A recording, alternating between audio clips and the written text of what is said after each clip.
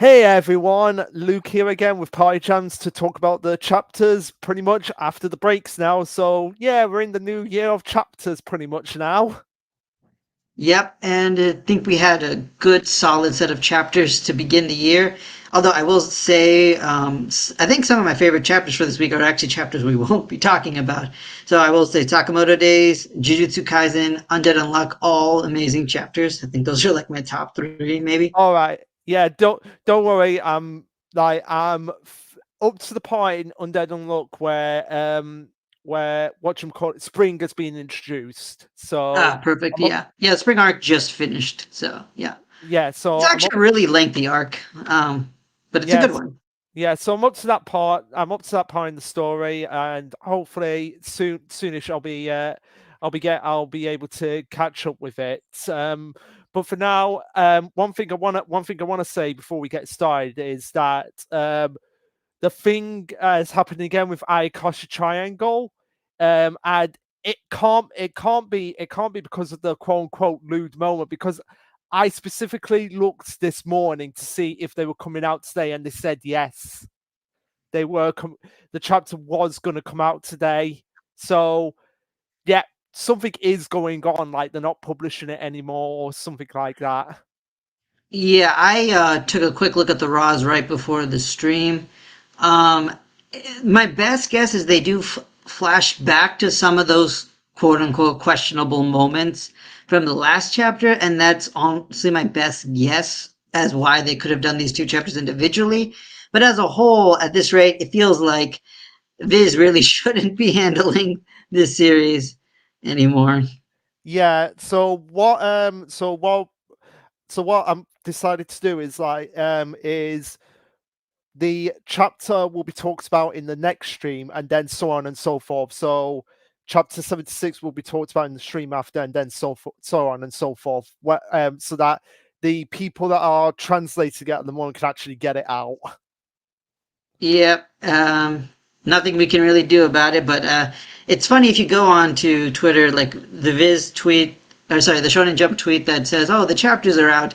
Everybody is just asking about Ayakashi Triangle. I know. So people really do feel like betrayed at this point because of what's been happening, and I've seen It's what you posted as well. If they're not gonna be bothered to translate it, what's the point in licensing it? you. I mean, really, what is the point? They're not even doing the digital manga right now, so they're not even releasing it. They just have all the rights. Yeah. Um. Oh, what was it? What?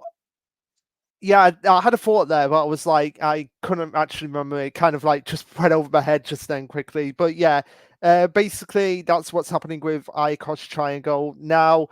The first chapter, because it did promise for Boyo Blazing Stand in the Control Chaos Discord that we would cover this series first. It will be Black Clover first, and then we'll do the Dora and Ayashimon after that. Oh, we did? Okay, I wasn't aware of this, but all right, let's Yeah, do it. sorry, I forgot to mention it. I forgot to mention it earlier. Sorry about that, man. No, no, it's fine. I mean, I'm cool with talking about Black Clover first, but at the same time, for boy, are you here, man?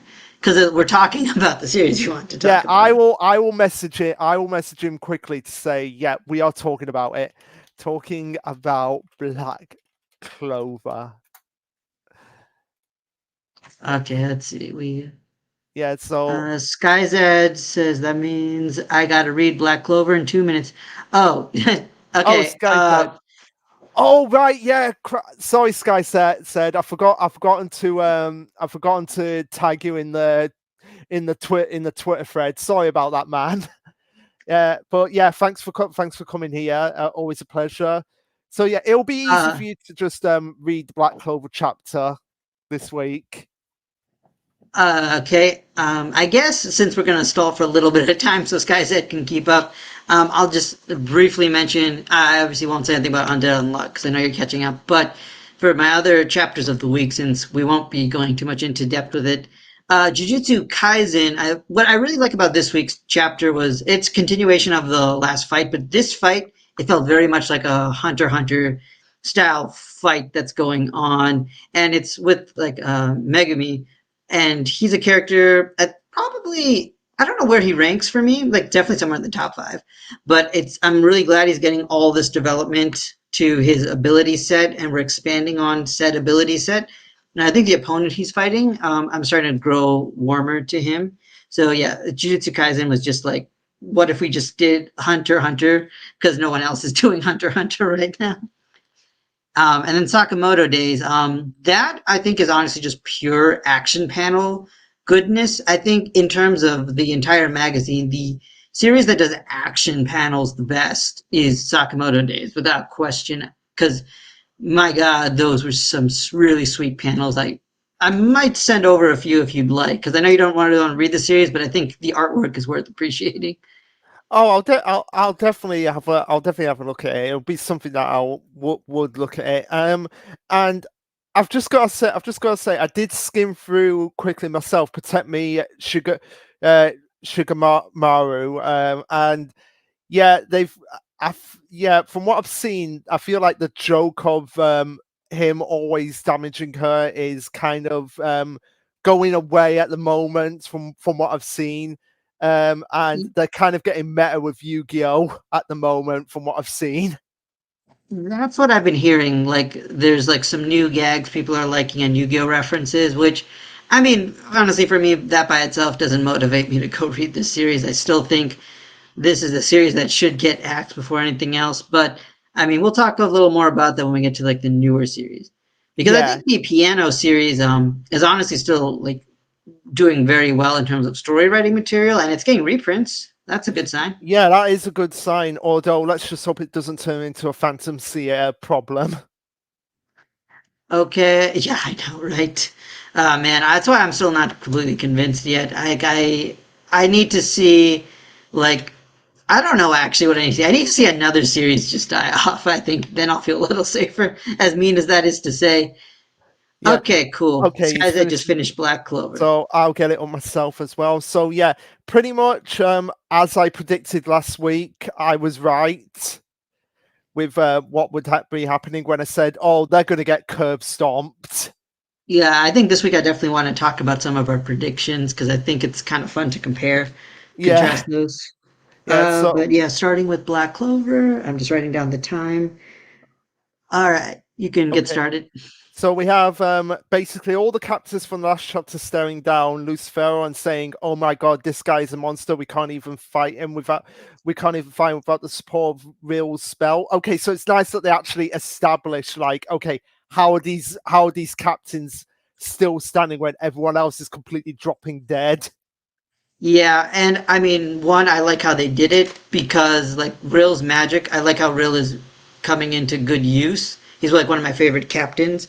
And also, it just, like, this fact that the spell can do, like, the last time we saw this spell, it kind of, we thought it would be like the death flag for so many characters. But now I think this is a better use of it, where it Yeah. can help even the playing field with these higher level monsters that they have to fight.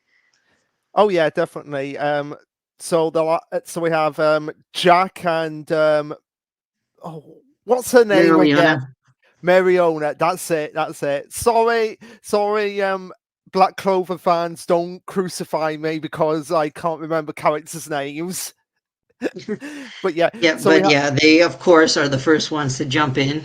of course, because I've always said Meliona is basically Kenpachi's waifu.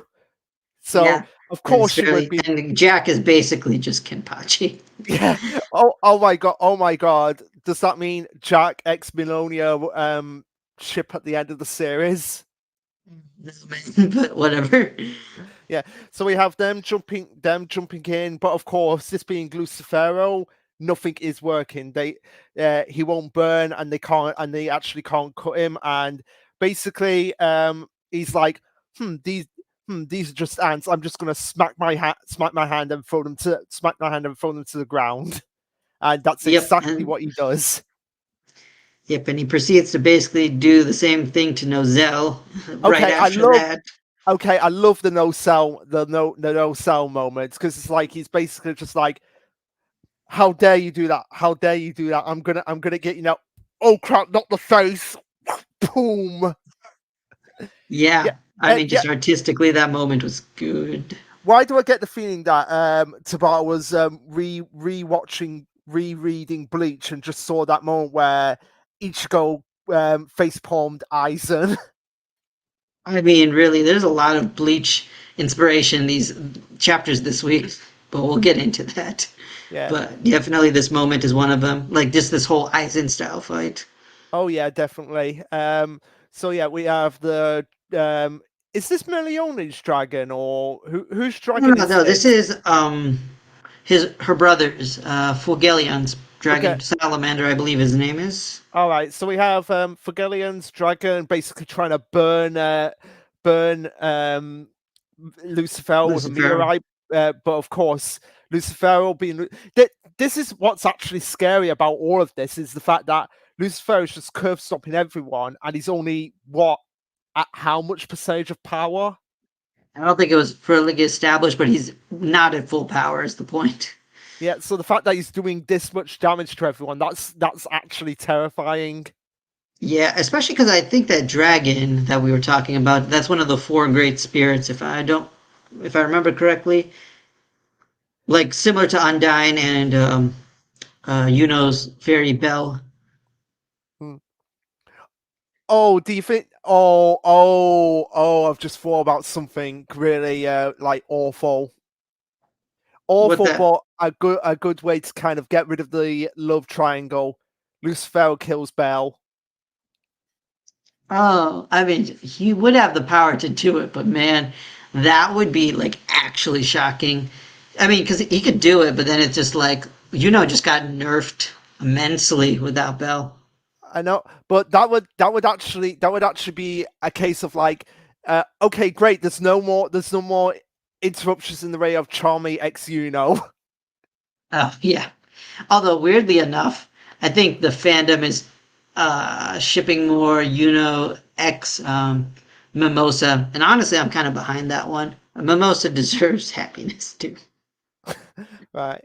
But yeah, that's just the thought I just came up with then. Like just the fact that if there was going to be a character to die in the series, like that wasn't like a major character, but just would be shocking. It probably would be Belle. Yeah, I could see that for sure. Yeah. Although I will say the way Lucifero countered the World of Dreams was kind of boring. Because I always thought Dorothy's ability was actually like super overpowered. She can just trap people in dreams. But Lucifero's just like, nope. He just I guess noped you out of the dream. I guess Lucifer doesn't sleep. I mean, that would be kind of funny if the way it doesn't work is because, yeah, demons don't have dreams. This is ineffective. I mean, Yeah, that means Dorothy can't do anything in this fight, though. I know. And then Like, we see, and then we see Seke like being all scared and stuff. I hope he like gets to do stuff. I don't think he's done anything. no, I don't think half of them haven't done anything because the second that Lucifer showed up, they were just like dropped like flies.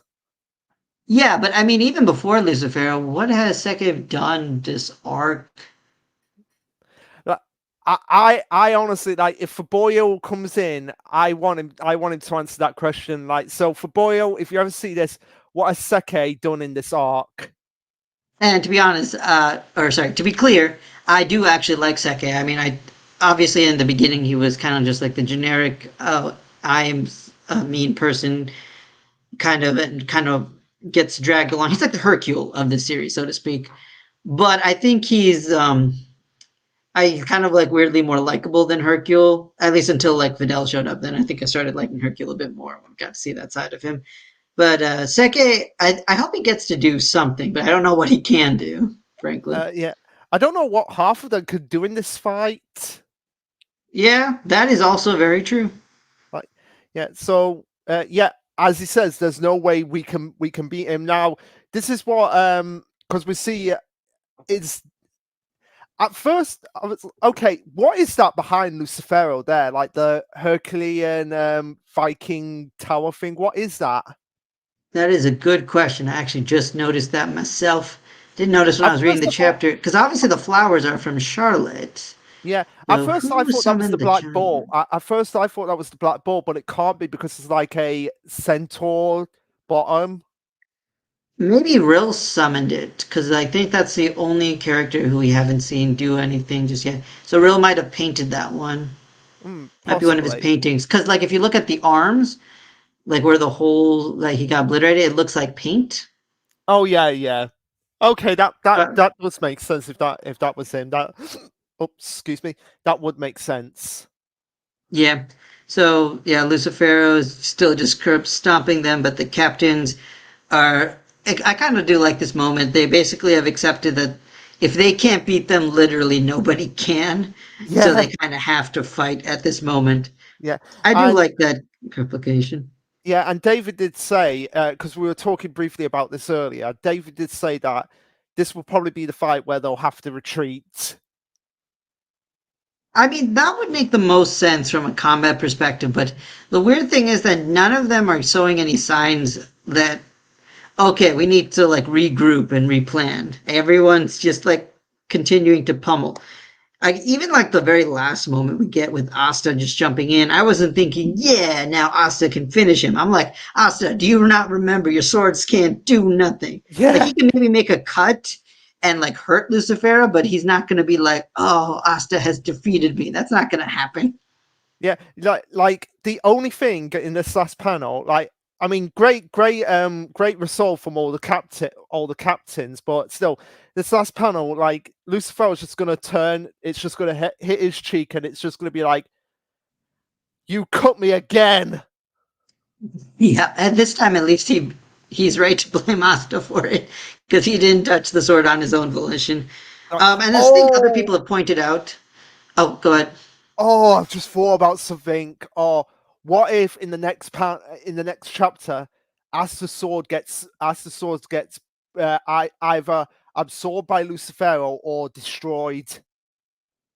Oh, like one of those classic like sword hits something that's too strong and snaps.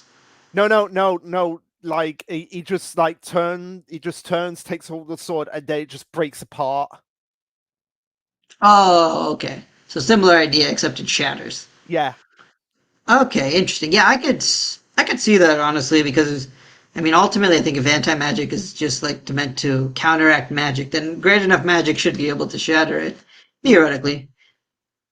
But I think what I was going to say is other people have pointed out that Lucifero hasn't actually even started using magic yet. Like we were fighting the other devil, the Word Devil. I don't remember if he had another name, but the Word Devil. He was using his magic while they were fighting, but Lucifero's just been kind of throwing people around and hitting them in the face. He hasn't actually started using magic even just yet. what? I've got a theory for that. What if he can't use magic at the moment? Like he's only at like until he's at like 4%. Ooh, that actually is a good idea. Maybe the fact that he can't use magic to counteract something. Of course, if he can't, then maybe Yeah, Asta's sword will be fine. yeah. Hmm. Because he could have easily just been like, okay, yeah, you're all dead, dead, dead, dead, dead, dead. True. Or And it's actually, they either might be that. able to use that against It's him somehow. yeah, it's either that or he doesn't feel like they deserve to have his magic be used on them. He was using Sky Zed. Oh, yeah, sorry, you read that too. yeah, Yeah, I was thinking that too, Sky Zed. I was wondering if the earlier stuff, because we talked about this last week. I wasn't sure if he was using his gravity magic to crush that stuff, or if that was like, the my presence slash magical aura so powerful everything's shattering. But you, even then, he hasn't used like a quote unquote spell yet. yeah, that's So the thing we're getting at here. Like he like unlike say no Noel's water sea dragon thing, something like that. yeah, so maybe he can't use spells yet. I hadn't thought of that. So that's a good thought, Luke. Yeah. So yeah, pretty much again, just a straightforward chapter, and pretty much got my theory correct that yeah, the captains pretty much did jack all to Lucifero. Yeah, but I mean, that kind of makes sense. And it's actually probably a good thing that they did and weren't like overpowering him too much. I think that would have taken away from him, even if he's in a weakened state. Yeah. So yeah, Uh, I guess, So, are you there, Blazing Boy? Because we just finished up Black Clover. yeah, we finished up talking about it, and if he's not here, then I apologize, but I've sent him messages, so yeah, either Yeah.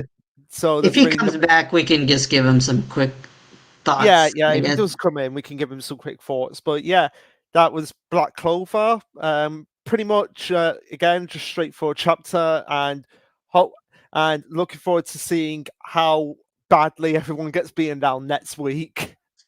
Yep. I mean, because at this point, it's either we're going to reveal some weakness of Lucifero that he's not aware of, or everyone's going to retreat, like you guys were saying. Yeah. So yeah, I guess we can move on to talking about Dora Dora now. Yep. I also wanted to ask, are we going to talk about Blue Box this week? It's up to you if you want to talk about it, because I'm not particularly Okay. bothered. Okay. We'll see then later down the line. Yeah, yeah. So yeah, Dora Dora. Yeah, Duran. We'll eventually get this right. So this is. I'm just writing down the time. Okay. Okay. So Duran, whatever. Dora Dora. Okay. So this chapter. So I guess we are getting started with some overarching plot, which is what I wanted. Yeah, this was something. As soon as I saw the first power, I was like, oh, Party Jams is gonna like this, because we're actually getting the head, what I think is the headquarters for the whole organization. Yeah, it looks like it, or at least a branch of it from based on page one. But Oh I yeah, do have first some branch. other things I'd like to ask you about once we get to the end of it. Yeah, But to start with, I want to talk about this new character. What's her yeah. name? Um, Ashia? Actually, as soon as I saw her, I was just like, oh my god, that Ren character from Komi-san has got into this series. Yeah, actually, it's basically that archetype.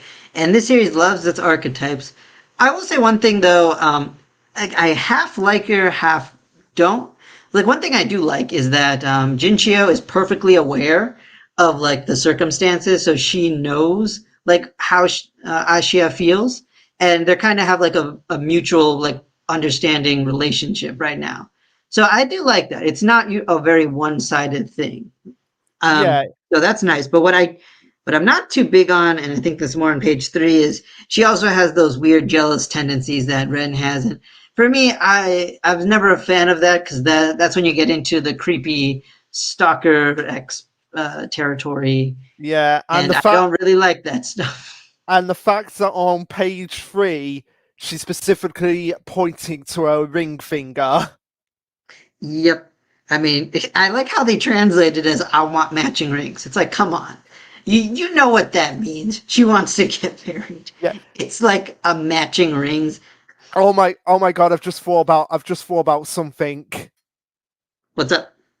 Ren, this character, and Soifon, like, just have them all in a room together fighting over their women.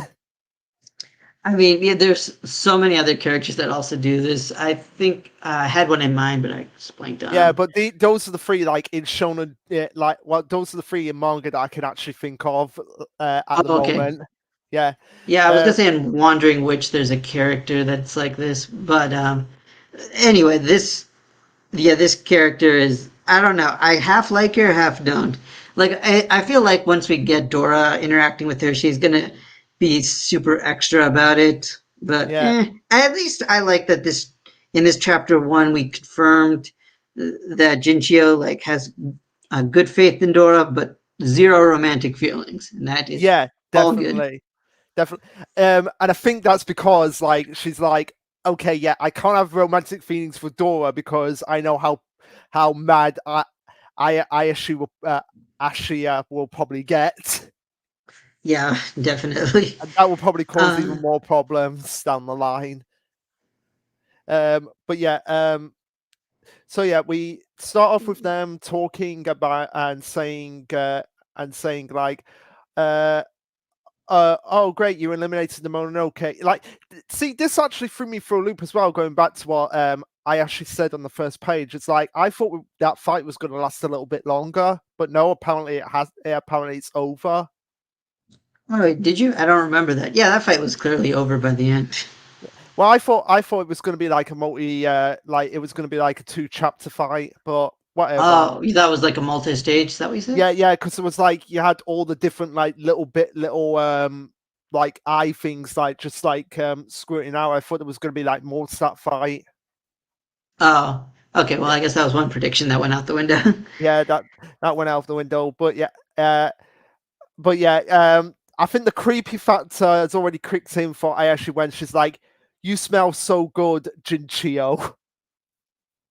I think at the very least, the fact that Junchio wasn't creeped out by it, I think, is why that doesn't bother me too much. Like, if she was very off-put, then I would be like, okay, that's concerning. But instead, she was actually just like, if you wanted a hug, you could just give me the hug. But Yeah, she was like, nah, this is just our thing. Or this is our thing, and I like it. So that's fine. I think where it gets weird is when you give off waves of jealousy. And she said, you should eliminate those two. And I'm just like, yeah, why? and also Why are you like this? I don't want to know what dirty work you've got in mind, Ayashi. I Oh don't yeah, want to that know too. the dirty work. But yeah, Let's see. so let's I don't see. think there was anything more there. And then we get into Dora and Kusanagi, guess getting some food, and I Yeah, guess they have some money now, which is nice. yeah, which is nice. Like it really does. This does actually give off Bleach vibes as well. Because from what I remember from the manga of Bleach, is that defeating the Hollows gave Rukia money when she was in the Oh, world of did the it? living. Yeah, that was something I think was mentioned in the manga, wasn't in the anime. So yeah, Oh, weird. that's kind of how she could afford to go to Urahara's uh, in the world of the living. Um, so yeah, it's nice that establishing like you defeat the Mononoke, you get money for it, and that will become more apparent later on in the chapter. And I love the fact that the first thing he bought was something he wanted his mother to share. Like the first thing he wanted to share with his mother with what he earned. So that is kind of sweet. Yeah, it is. And of course, they brought it up for more reasons, as we see at the end of the chapter. Yeah, yeah. So we have Kusanagi crying his eyes out because of That's a Do- big gag in this chapter yeah in particular. Dora because of Dora actually having human emotions. Hmm. And Yeah, then we see those kids that we saved from last time. yeah. And I do like how these kids. Before I was just gonna say before I actually was like reading the power. I was like, who are these kids here? I'm like, oh, they're the kids he saved the other in the other chapter. And I do like what I was gonna say is like I like how these kids, they since they're like young and less biased towards the world, they don't have that inherent fear of Mononoke yet. So they see Kusanagi as like a good guy, and I kind of like that touch because most of the times in most stories, even children are very like in Naruto, for example, like even though they didn't know why the adults were like afraid of Naruto, the kids still mistreated Naruto based on how their parents felt. But here we see that kids that aren't super influenced by a lot of scary things that have happened, they're able to like make up their own minds. And that's kind of like just a nice touch. And I felt good for Kusanagi that he got some appreciation. I actually thought he would reveal himself right here too. Yeah, I thought that as excuse me. I thought that as well, but I guess he's kind of like trying to still keep a little bit under the radar before I get I guess what he's trying to like, okay, I'm gonna keep myself under the radar until I'm actually acknowledged by the organization that we're working for at this point. Yeah, that might be later down the line. But at the same time, I think it's the crying gag was actually pretty funny. Yeah, Because yeah, like if you look at the bottom of page 7, Doris' coat is actually I know. soaked. Like Kusanagi's crying so much that Dora's coat is actually soaking wet. That is just so funny. They do good with this gag of Kusanagi transforming into stuff. Yeah. So we have them Kusanagi saying a drawing of us and the fact that we were able to save those children and that they like me. I'm so glad I could burst out. And then Dora's like, Yeah, but I'm going to catch a cold from that, so you better learn to control yourself. But still, we're going to save so many more humans. And then, soon as he says that, lo and behold, there's a Mononoke attack somewhere. So we Yep. have, so we have him saying, "Okay, quick, take these. We've got to go and deal with this. We've got to go and deal with this threat over here. Okay, bye. It was nice to meet you, kids." And he speeds off before we cut back to the headquarters, which we finally get like, okay, how this all organization actually works with the samurais. So we have Ayashi and Jinchio talking about an object that she collected for to be a piece of Mononoke's body, and for what they understand, when the spike pierces the skin, it causes paralysis. They're detecting high levels of supernatural energy. So, what do you think this could actually be? What could actually be going on here? Yeah, so I mean, Jinchio quickly rules out that it's not a piece of a Mononoke because Mononoke seem to evaporate after being defeated, which is an interesting property they have. So, in other words, they can't really leave body parts behind. You can't really analyze corpses. So, it's actually kind of interesting. Like in the panel up top on page 10, we see like a bunch of things kept in containers, like hearts and like skeletons, like that horn. So, it feels like I mean, based on like what Jinchio thinks, it might be part of a different Mononosuke because maybe before they're killed, the body parts can stay around, but it's after they die that the body parts will evaporate. So maybe this thing is part of like the bigger Mononoke we see at the end, because that seems to be what they're pointing towards. Possibly. Do you think it's a case of like they're trying to clone Mononoke so that they can actually control them? Do you think that's what they're actually trying to do? Like create a whole army of Mononoke for themselves? You know, I don't know if they're doing that now, but I feel like if they find out about Kusanagi, the organization might get ideas about doing that in the future. Hmm. I don't. I.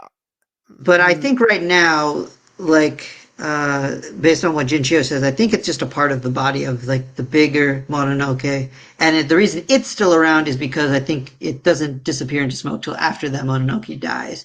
So they might use this spike as a way to gauge if that thing is dead, and two, I think the fact that they mentioned the spike piercing causing paralysis might just talk about the fight that's to come ahead. Yeah, that could be the case. That could be the case. So we have, of course, I actually getting praised by having a head rub. Why do I get the feeling that that's good that is going to lead to basically I actually being like, I'm wearing a collar. I'll be your pet now, Jinchio, if you'll let me. I mean, that does sound like that really reminds me of Komi-san. And Skyzed, yeah, I think you are right. They could theoretically capture a Mononoke and then study them because if they disappear off killing, it almost makes it more valuable to keep them alive, which I think is what those other little containers are that they were seeing. I think there might be some Mononoke they've barely kept alive, possibly. Yeah. The other thing is, I feel like that might be something we have to worry about with Kusanagi because if he's someone who's not dangerous and wants to help, they might try to convince him to be like a lab rat. Oh no. Yeah, but Well, what I do like on page 11 is that we finally get like a little look into the organization's structure. And I yeah. also like that unlike most series, like even like Black Clover, where there's like almost too many ranks for it to be like, okay, this is too many like rankings that we don't need to keep track of. I especially hated it in Demon Slayer, to be honest. But here it's just like there's a cadet, there's samurai, and then there's samurai elite. It's very Yeah, and straightforward. there's like 51 branches. Although I think what that's going to be like, it's going to be like, okay, you have the first branch, then the 11th branch, and 20. It's just going to go up in like 10. So it's going to be like what first branch, 11th branch, 21, 21st branch, 31st branch, 40, and so on and so forth. But wait, why would they do that? Uh, I don't know.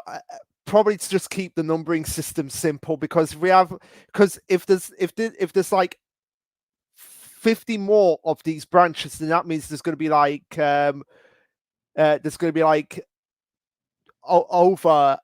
over 200 people in like this whole organization that we'll have to keep track of. Okay, that's fair. I mean, they're definitely going to keep, probably not give us all the numbers. It's not going to be like the Gote 13, because 13's not too bad to keep track of. This is like 51 branches. Yeah, but no, like I say, like okay, so there's like a samurai cadet, a samurai, and a samurai elite in the first branch, and then so on and so forth after that. Also, I think the other thing we can get from this page is they said that as a samurai, Jinchio is the strongest fighter of the 51st branch, which I don't know if that means that, well, I think one, that means that there's no samurai elite hanging around there. And two, I think, does that mean that the rest of the workers there, other than auxiliary workers like Ashia, are cadets? Uh, I I guess unless they're just lab assistants that have no real ranking. Could be. But I also don't know if Jinchio would be the only one who could fight. Because I feel like if the 51st district is just Dora's home area, then like those two randos that we saw earlier that got killed off, they might have been cadets. Yeah, possibly. But again, but as well, I love the fact that they actually say like, okay, the higher the rank, you get more authority and better wages. Yep, which we know is Jinchio's main motivator. And Yeah. yes, guys, that I agree. It's straight up irrelevant. They bring it up like once. I remember in the anime they recently brought it up, and I'm like, but even Tanjiro doesn't know his own rank. That's because these ranks don't mean anything. Because, like, okay, I'm going to do a slight rant on Demon Slayer for a second. Like, Go with ahead. Demon Slayer, they have the Hashira as the top rank.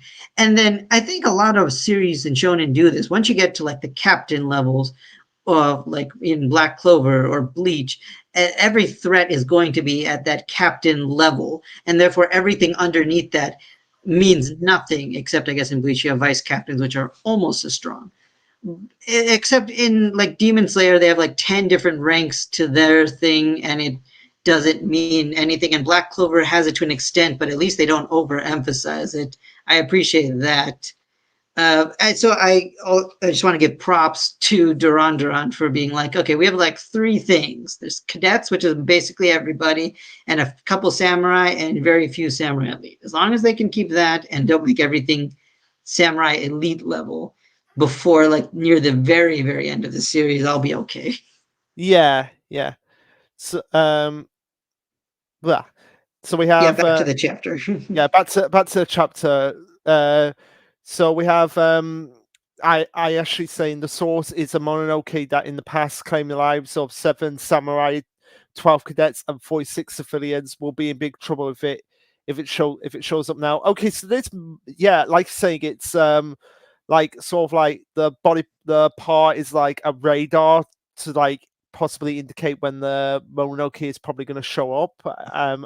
I'm guessing, and this is this all statement like completely shocks Jinchio. Like, you mean before we have before we cut back to Dora, basically tracking a sneaky weasel, a coma net Nes Nezumi? Nesmi, which means top, which literally translates to spinning top mouse. Yeah, So I'm glad they gave us that. yeah, so kind of simple to understand, as we have the spinning top mouse basically giving giving an offering to something, but not before Dora turns into Indiana Jones and uses Kusanagi as a whip to save the person that was going to be used. And the spinning top mouse is like, oh my god, what have you done? What have you done? What have you done by not giving that sacrifice? And Jinchio states that the Mononoke that we can that wrecked all that mayhem, the never. How do you pronounce this name? Let's see. Um, huh. That is a, wait, I'm not, Hyen, Gyuki? I guess. Gyuki, which is a type of ox demon. And yeah, pretty appropriate. That is quite the Ox Demon. Yeah, let's And just call it Ox Demon.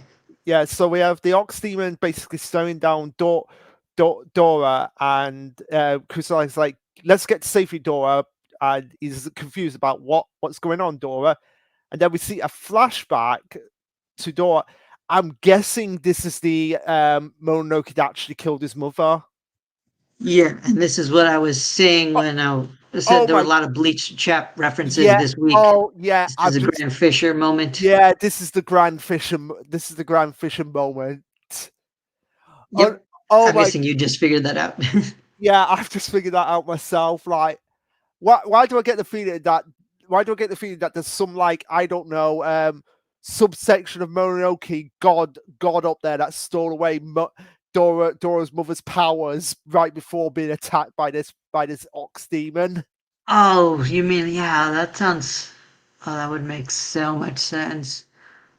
Oh, God, yeah, that would make sense because there's like a whole theory about how Deku might have got his powers stolen by the doctor in My Hero Academia. So, yeah, that kind of would fit Wait, I wasn't maybe. talking about My Hero. Well, yeah, I know, but it's a similar idea where, like, in My Hero, you know that Doctor Deku saw who told him he does not gonna have a Oh quirk. yeah, yeah, yeah, There's yeah. a I whole know. theory since we found out he's evil that he might have stolen his quirk and given it to All for One. Oh, Um, I'm getting at you. I get you. I get you. Yeah. So yeah, this. yeah, and that would make sense because Dora having apparently next to no supernatural power, like in Jujutsu Kaisen, they have like a whole different thing with like heavenly restrictions, but here it could just be that powers were stolen. I didn't think of that. Okay. I going back to Skyside, I thought of Grand Fisher 2 when I read it. That's a horrible My Hero Academia theory. You're not a fan? That's fine. I don't know if I completely buy it, but it's just kind of like one of those things where it's a weird coincidence that this the doctor we saw at the beginning of the series just randomly is now one of the close compatriots of All for One himself. So it seems just like a strange coincidence. So that's why people have had that theory. Yeah. And I mean, at the end of the day, it doesn't matter too much whether that gets confirmed or not. But yeah, I don't hate it to be honest. Although Yeah. if you want to elaborate more on why you don't like it, feel free because we'll talk about My Hero eventually.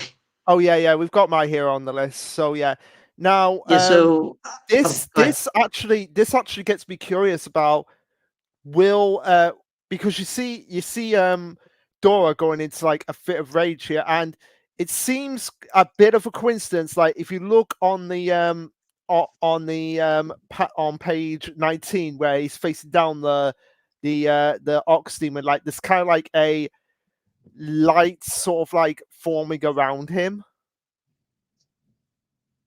Um, Wait, at the very last page. Yeah, yeah. Like if you look on the way you've got the Fox Demon, you've got the Ox Demon, and then you've got Dora staring down, and it's like sort of, from what I can tell, it seems like it's a sort of light around him, like forming or something.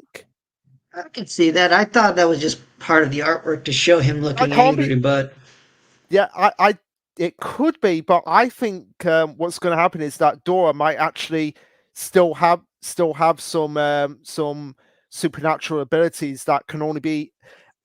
Oh, that would actually make that would make so much sense about that would make so much sense. Like the only time he can actually unlock his supernatural abilities, if he has some, is when he's in like a really intense state of emotion. yeah, I mean, we could have like one of those awakening moments coming up. That's one prediction. Uh, because dead moms usually give power Yeah, in shonen stories, especially this kind of story. I did maybe want to ask you. Oh, so go ahead. I was going to say maybe he might actually have the ability to combine himself with Kusanagi. Yeah, that could work. And Yeah, again, so that'd be like a lot of more Bleach things where it's like instead of Hollow Ichigo, we would have Hollow Dora, yeah, effectively, or Mononosuke Dora, I guess, so technically. I'm just thinking like Kusanagi could potentially like um go into like his hand and like make his hand into like a weapon. Like not Yeah, yeah, that I could see not that. yeah, not him holding Kusanagi, but like his actual hand, like say becomes a sword. Yeah, no, I know what you mean. I can see that kind of like with Bleach, where or not Bleach, with Black Clover, where Jack has like those sights on his hands. Okay, yeah.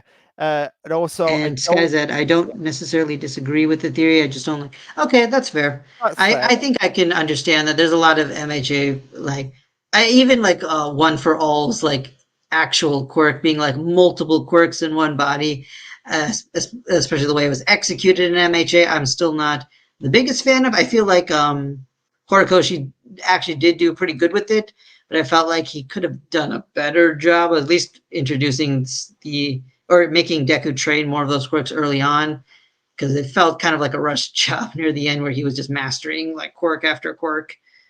Yeah, But yeah. that's a whole different thing. What I do want to ask you, Luke, for Duran is I saw a lot of people on the Manga Plus app commenting about how this feels like we're rushing into like a final boss kind of thing, and that could spell bad things for the series. What do you think? I can kind of see where they're coming from, but again, we don't know that like because we don't actually know has its rank come out? No, Not because we are yet. This is 'cause chapter 6. We're six. not there yet. Yeah, so we don't know its actual ranking yet. So we're gonna have to wait for that, and also wait to see when the first volume comes out, like how well that does. Because from what I'm seeing on the Shonen Jump Plus app, it's quite high up there in the ranking at the moment. Yeah. So my thoughts, honestly, are like this is the chapter that like I wanted a overarching plot boss to something to come out, and we had a mastermind alluded to last time, and now we're, I guess, seeing said mastermind like the hang on, the Mononosuke, who was like commanding probably the other Mononosuke around, and also has a personal connection to Dora since they killed his mom. So I feel like we just found like our first major enemy. Yeah. Um, and like the fact that they have only killed Cadet so far makes me think this is far from like the final boss. Because like Well, I mean, no, I they don't haven't want to killed. dismiss He hasn't just killed cadets. He's killed uh, civilians, but they're seven civilians. samurai. So he has killed seven samurai. Oh wait, let me read it again. Seven Samurai. Oh yeah, you're right. Okay, the Oh fact my that we god! It's not a reference to like the Seven Samurai like film series. Oh, I didn't even think of that till you brought it up because I didn't realize the samurai were killed. But yeah, so we're dealing with like I think Mononosuke that Dora won't be able to handle so easily. But also since we haven't involved, I guess, elite samurai just yet, I feel like this is far from a final boss. I think that's this chapter itself tells us we aren't at the end just yet. No, But no. that's my take. That yeah, I agree with that take here. We're clearly not at the end yet, and if my theory is correct, there might actually be a king of the Mononoke out there somewhere. Like similar to like Ayakashi's triangle, Ayakashi No, King. no, like similar to you walk from Bleach. Oh, like that. Yeah, Hmm. or Okay. potentially like an Aizen type character, like the person that takes over the world of the Mononoke. Yeah, possibly. Yeah, but yeah, pretty good chapter. Really don't have anything else to say on it, and just looking forward to seeing what is going to happen with Dawn. Like, what do you think is actually going to happen with him in next week's chapter from this ending panel? I mean, definitely he's going to be really ticked off, and he's going to. I think he's good. This is going to be one of those fights where Dora's not going to be very, quote unquote, cool headed and just kind of rush in. But ultimately, since we talked about how that nail, which I think came from this Mononoke, because if you look on Oh page, yeah, the yeah. last Oh page, yeah, he has those giant fingernails, like then the spider legs. And like yeah. one of them is, I think, missing. If you look, you see that? Oh yes, yes. I see it. I see it. Yeah, so that's part of his body. That's why I think So I think Dora's going to get hit by one of those. He's going to get paralyzed and really frustrated. Maybe we'll see one of those awakenings. I feel like that might be a little soon for that just yet, but maybe. Um, and then I think this is just going to be a fight Dora loses and Jinchio's just going to bail him out of. I think that's the direction it's going to go because I don't see this as the near end of the chapter where it's going to be like Dora's going to be like, oh, I've reached my No. true potential. I'm going to kill this thing and then going to meet the organization and then streamline everything to the end. I don't think that's happening. I think we're just going to retreat from this guy and then Jin Chio's going to start making a plan and they're going to coordinate an effort to take this ox demon out. Yeah, I could definitely see that happening. But yeah, that's something we're just gonna have to wait and see. And speaking of main characters losing fights, I think this will be a good segue into talking about Ayashimon. Oh, sure. This is a segue. Yeah.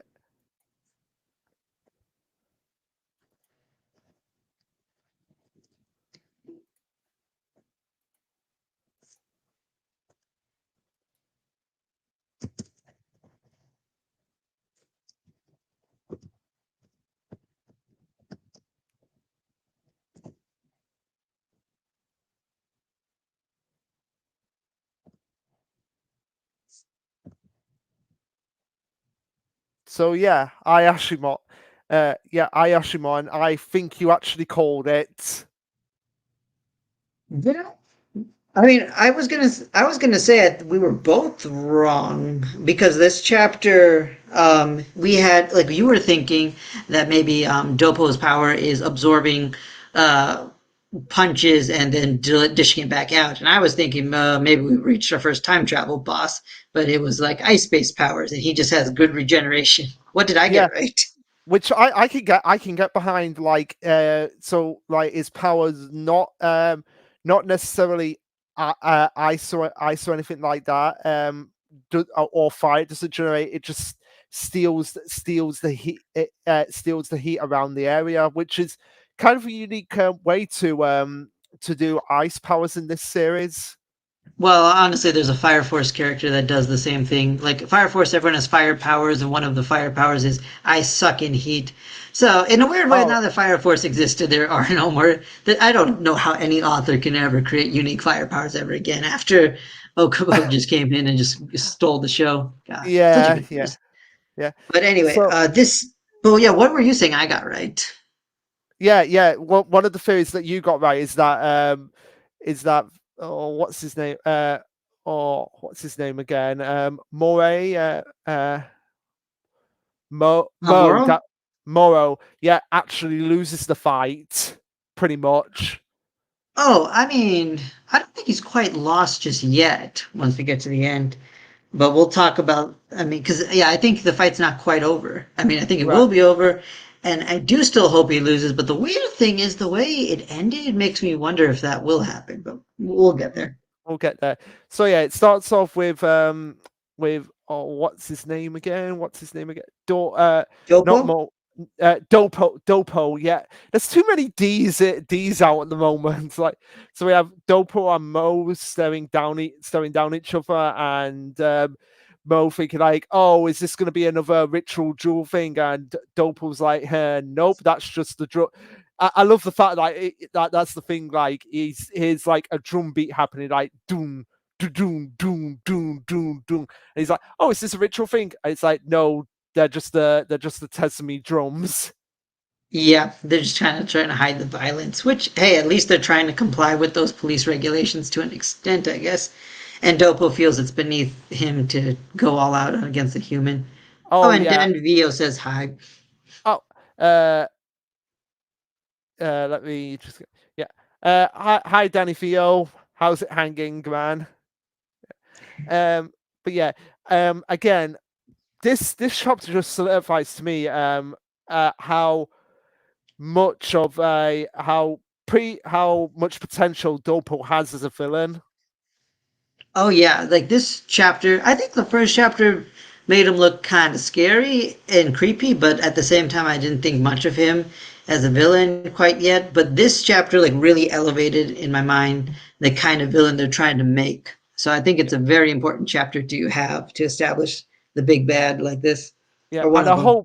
and I hope that he like obviously we'll get more big bads, but I hope like he stays like the overarching villain of the series. Yeah, at least for a good while. Yeah, maybe for like the first half of the series, like if this series is gonna be like one of those short, because Hell's Paradise, the last one that he wrote, was only 13 volumes, so that's like about 130 chapters, something like that. Approximately, yeah. Yeah, yeah. So maybe at like up until like chapter 60, he remains as the big bad that they have to take care of. Yeah, yeah, I can accept that. Yeah, But continuing onward, I think Morrow makes a good point that they really can't run away from this. And I think it's even more funny when he asks not to dodge so he doesn't destroy the building. Because you were talking about that last time. You're like, how is this just going to be a running gag where Morrow just keeps breaking the buildings after yeah, every fight? yeah. So glad that Moore is actually being self-aware. It's like, hey, wait, the more I punch it, the more buildings going to be collapsed. So just stand still, man. But yeah, Yeah. um, but yeah, what again, what I love about this is like the big sis. This is like again the first time that she's actually like, oh crap, we need to get out of here ASAP. Well, I think she also thought that once the police force showed up, because then she's like, okay, well, we have to run and regroup. But they Yeah, just didn't have a chance to really do but not that. on this scale, I would say. Well, yeah, that's more immediate threat. Yeah. So yeah, But I do find it funny that once Dopo starts using his powers, he's like, "You're the third fire user." I love how self-aware this manga is. It's fun. I I know. really enjoy that. Yeah. Um, so and again, I love that how Dope was just like on page three, where he's like at the bottom, where he's like just like his eyes are like, oh, seriously, why do I have to deal with this guy? Yep, and it kind of makes sense. He really just doesn't think much of this Yeah. character, and it also his powers. He's like, "Yeah, I could probably just like completely freeze your body if I wanted to." Yeah, and I love like just the explanation that they give to his power. Like it steals the heat and it can turn the body into a meat popsicle basically whenever he wanted. Uh, and or where he said something else about it. Oh, he said something else, Okay, but I can't find. It'll probably come up. It'll probably come up yeah, I'll probably come out. eventually. Yeah, What but I want yeah, to say is like this is like obviously we have a fight that seems very one-sided, and I'm actually glad why they have the reason the villain isn't just taking out the hero early on. I mean, besides of course the typical "oh, I'm so much stronger than you, I don't have to worry" kind of thing, but he's actually literally using this fight to torture Moro in order to scare the little girl, because as he said on page 7, my violence has a purpose to it. That's to instill fear. And I do like that they established this chapter. He does horrible things, but he has reasons to do yeah, horrible things. Not and he's good reasons, but logical reasons. yeah, and he's actually intelligent as well because he's like not he's like using like mental torment. Yep. And he's very aware about how his ice powers can affect the human body, which, considering they're Ayashimon, means that he's probably used these powers on humans before. Oh, he's definitely used it on humans before. Yeah. Yep. So yeah, he God, says his so violence brutal. has a purpose to install fear in the in the big sister and to torment someone for info and sometimes they can take it on the flip side they could be so weak they die on you but okay, this was something that really confused me, just this what on pages 6 and 7 where he says, Oh. but torture someone's friend. Like, I think is that a translation error? Wait, I don't Because see that. Where are you seeing that that? Page 6 and 7, you said? 6 and 7 where it says, but torture someone's friend. It's like, why is the A there? Oh, yeah, I didn't even notice that, but yeah, that's definitely a typo. Yeah. The So yeah. torture, so yeah, I think that A wasn't supposed to be there. Yep, that's Okay. just a typo. Yeah. I think someone will actually point that out and say like, "Hey, I think there's a typo here." Like, because I was a Yeah, bit confused, like reading that out loud. Like that does not make any sense. yeah. I guess sometimes I read these chapters too quickly in order to notice sometimes, but yeah, good Yeah. spot. Yeah. So basically, Mora gets the crap beaten out of him, and it's actually, wow, this is probably the bloodiest he's gotten so far. Yep. Yeah. Yes, it is. And it's So really great how, because like we were talking about how what's cool about Ayashimon is that since the Ayashimon themselves can be turned into money, you can kind of like brutalize them without having to worry about like all the censoring. But even then, when we fight with Moro, he's just bleeding out of his head, yeah, because just like so much blood. he's still He's still technically human. human, even though he's a different kind of human. Yep. Yeah. So we have Dopu saying that must hurt. That must hurt. They think what's the device? What's that device used for? They're going to do that to me later, aren't they? Get them thinking that, and most people split will spirits will crack like ice. Before we have more basically trying to go at him again and saying, "Geez, be on a guy, why don't you?" But all the blood help. I love that fight. It's like, yeah, I'm bloody here, but this is just helping me to warm right back up. And then he's like, now it's my turn, and punches Dopo in the face. But of course, Dopo's body is made of fire, ice thingy, something, and basically just repairs himself before before doing a ice fire breath in front of in front of Mora to the point that he's freezing up. Okay, yeah, this was the part that I was thinking about where he explains it more. The fact that when he freezes the part of the human body, it never gets its full function back even after thawing it, and it's because of the water cells in the body expanding as it freezes, and it shreds all the cell walls and messes them up bad. So I'm glad that there's sort of like a realism to his power as well. Yeah, and this is also the line I was talking about when I said he knows how the powers affect humans, because obviously this wouldn't happen to Ashimon. They're not made of cells. But with humans, the fact that he knows this means he's done it before. Yeah. Uh, and how much do you want to bet he's done it to people that he's obviously wanted for his quote unquote art collection? Oh God. I mean, the weird thing is with this art collection is it almost feels like the theme of it is Ayashimon that are neither fully dead or alive. So I don't know if humans fit the theme, but he could have done something pretty bad to a He person. So he I could see probably it. he probably did it to a person, but he saw them as just so like he had like an artistical head that he was like, okay, I'm gonna kill them, but I'm keeping the head. Oh, yeah, I can see that. Yeah. He So we also have probably just experimented a little bit with his powers as well. probably. So we have him going on by saying, I'm going to make sure you never ever set foot in Kubanachi ever again, little rat, because you'll be too scared of the Emma Syndicate. And again, I feel like after this fight, Moro probably will be scared of them, like Oh, you subconsciously. think? Like subconsciously, he'll probably be still on the outside, having like his tough persona, but after this fight, the next time he comes in contact with Dopo, he might actually, for lack of a better word, freeze up. I was thinking that, but until I got to the end. But we'll talk about that when we get Yeah, to the yeah, I'm end. saying like even after when we get to the end, and even after that, it's like it won't matter. Like I feel like he'll still be, it'll probably be a moment where it's like he's close to death in the next chapter.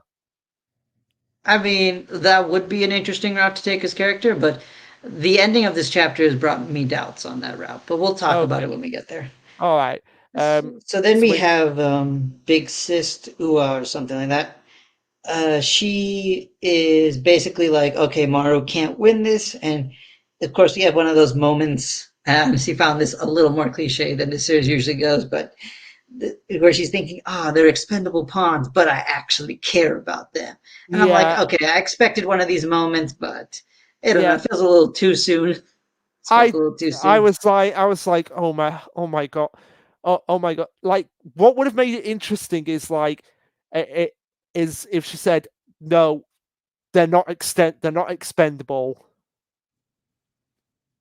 Yep. Yeah. So we have her bringing out this like cloth thing that she has, and Dopo saying, "Oh, what's that? It's a dagger. Does this little rat actually have some hidden fangs?" And Big Sis is questioning why she isn't running, and she's like, "Yeah, of course I have them." Before we get a flashback to her with what looks like a servant of a family saying that you must live on your own from now on. It'll be difficult for me to come and check on you as I have before. And that's why I must give you this in order to keep your identity hidden. Your true power was sealed inside that dagger.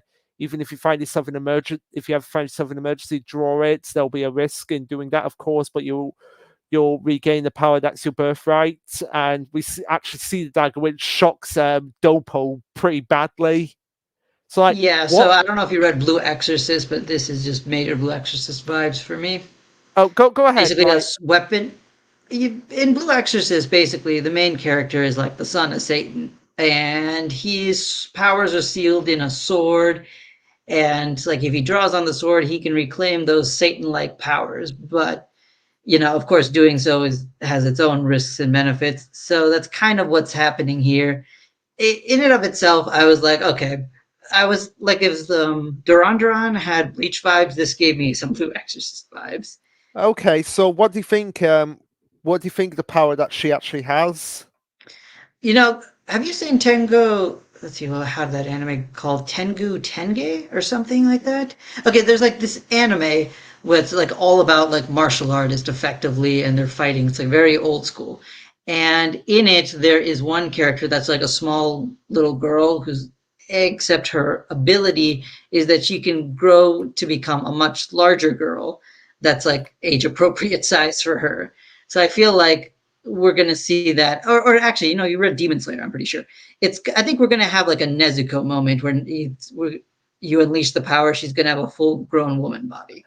Oh, you mean Tenjo Tenge? Is that what you mean? Yeah, yeah. Sky said, "Thank you. You helped me with that." And yes, Okay, that's what I'm thinking. I have not read or seen it, but oh, there's an anime out. I will actually check it out. See if it's I something do I'll like. think it honestly has like a lot of problems, but I also see why it's still remembered as like a cult classic of sorts. It's worth at least trying, I think, but I think the story is such a mess. But I'll try it. I'll give it a shot and see if it's something worth watching for the whole 24 episodes. yeah, I don't know about that, but at least try the opening. The opening's a banger. I will. Um, But yeah, so I think that's kind of what's gonna happen here. She's gonna unleash the sword, and she's gonna have like a semi fully grown body, like a teenage woman or a full grown okay. woman, one or the other. Alright. Do you think she's the because it says you're his daughter, aren't you? Like, is she the daughter of the mafia Ayashimon that died at the beginning of the series? Yeah, we already established that though. Oh, just so much stuff to keep track of. I mean, that was the main thing. She's here for revenge because she believes someone was like Oh did her right, father dirty. all right, yeah. So what do you think the power that she'll have then? Like the main power aside from being able to grow. Oh, honestly, like Mora brought up a good point that everyone seems to have fire powers. So I hope they don't do fire again because it's like, Maybe come on, now lightning. you can't do this joke. Let's see. For like a boss character, the weird thing is like for a head character, you want it to have like something that's like near unbeatable. Oh my So I god. always think, I'm, I was just gonna say, go on to pages 16 and 17. Look at Big Sis's collar on page 17. It has flames around it. oh yeah, it's probably gonna be fire. It's probably gonna be fine. You know what would be actually something unique because What's that? we saw in a few chapters ago how she took off her kimono and it had that like flower tattoo on it. What if they're like fire flowers? Again, if Fire Force did something similar, oh man, this series is just gonna. I mean, if this is just more fire powers, I'm just gonna be like, man, this is just like Fire Force, but now with brutal rated M violence. Yeah. So what were you going to say just before? Oh yeah, so so it's what's interesting here with Dopo is the fact that he actually knows about the dagger and what it means. And Big Sis Ua seems to be taken aback by it because I guess he shouldn't know that. So I feel like there's some deep connection, unsurprisingly, between the chairman and Dopo. And he sheds a tear on page 18. So I feel like he has some deep respect for the boss and he doesn't want to kill his daughter, but he knows he has to in order to maintain power and all that. Oh, I've just thought about something. What's up? What if they're actually I know this is cliche, but what if they're brothers? Like he Oh, siblings. Oh my God. like no like he's her uncle. Like he was the Oh, brother of the father. uh, yeah, I could see that. I mean, it's either that or she has some connection, or Dopo has some connection to her parents in like on some other Oh, romantic way, that was like how oh Ishida's dad, like I think had a connection with Ichigo's mom, that kind of thing. yeah, yeah. Oh, oh, I've just thought about something like, okay, we're going with my brother theory. Like, what if they actually got into like a major squabble with some with each other, and they ended up killing their mother, and Huh. they blame each other for that, but they don't want to blame each other for that, and they didn't contact each other for years. Hmm. Interesting. Yeah, I mean, everything we're talking about sounds super cliche, so we'll see how it plays out. Super cliche, Um, yeah, but but I feel like, oh, God. it's going to be something like that because for him to shed a tear like that, it has to be a family connection in some way. Yeah, I can see that. Yeah, I can definitely see and that. yeah, and the fact on page 70 is like, you're his daughter, aren't you? Like makes like gives my interpretation is like, please don't be his daughter. Please don't say that you are his daughter. And it's Yeah, and I and think also on page 19. Oh, we have 10 going, how do you like no, I like don't think basically, 10 is saying that. I think that's Uwa's saying it because we don't see the speech bubble connected to 10 on that page. all right, yeah, it's like, oh, how do you how do you How do know you know that about my family dagger? family? Yeah, like the only explanation I can think of is like he was part of like the syndicate that the father was part of, or it's a family connection. Well, he's definitely part of the syndicate because he's head of that syndicate now. Oh right, yeah, of course. Yeah, But so I was gonna say on page 19 at the very bottom, he's like ordering them to shoot her. They don't really want her to shoot her, but Dopa's saying, "Quit yapping and shoot the girl before I," because it sounds like he doesn't want to be the one to kill her, which is interesting. So that kind of I feel like lends credence to what you're saying because if it's a family member, he's gonna feel even this psychopath is gonna feel something for that apparently. yeah. Oh yeah, that oh now I'm going off with my fear like he's her uncle. Yeah, or some connection. Yeah, Like uh could be brother, cousins or something. cousin, possibly cousin, but I would I feel like it would be uncle, like the father and him were brothers, like really close brothers. Oh, that could be the reason why he's so pissed off by the father, the fact that they got into an argument when she was born or something. Uh, when she was born, and he was like, I can't raise a daughter, so I'm gonna like send her away somewhere, and he was like against that. Oh, that is. Hang on. Let me read something. Didn't you because just say, it doesn't matter? She was hidden away, right? He made sure no one even knew she existed. Yeah, so in a weird way, he shouldn't know she existed. Huh. So yeah, so I can see what you're saying because he shouldn't know that. The fact that he does means that he was one of the few people who was made aware of. Hmm. yeah, Yeah, so I can see that. and also as well the fact that we have that flashback of her of that person giving her that. So maybe they adopt maybe she was adopted by that person in the flashback that we saw. I mean, you do know we know that character, right? Oh, it's Fingy Bob. Yep. Oh, She's in the car right now. oh, flip. Man, Oh, this is gonna be the series you're gonna have a hard time with. yeah, this is totally the series that's gonna break me. It's But okay, yeah, Luke.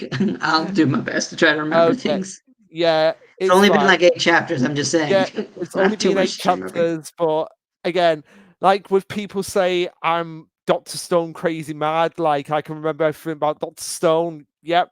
There's always going to be that one series where I have a hard time remembering stuff. And All right, Ayashimon's good probably thing going to there's be, two of us here. yeah, Ayashimon is probably it. But yeah, I would like that fit. Like the father wanted her to be hidden away, and he was against it, and that's what caused the rift between them. And the fact that now she's back, he's like, "Oh, I don't want to do this." So the only way I can figure out how to solve all my problems is by just shooting them. Yep. And that kind of makes sense for his character.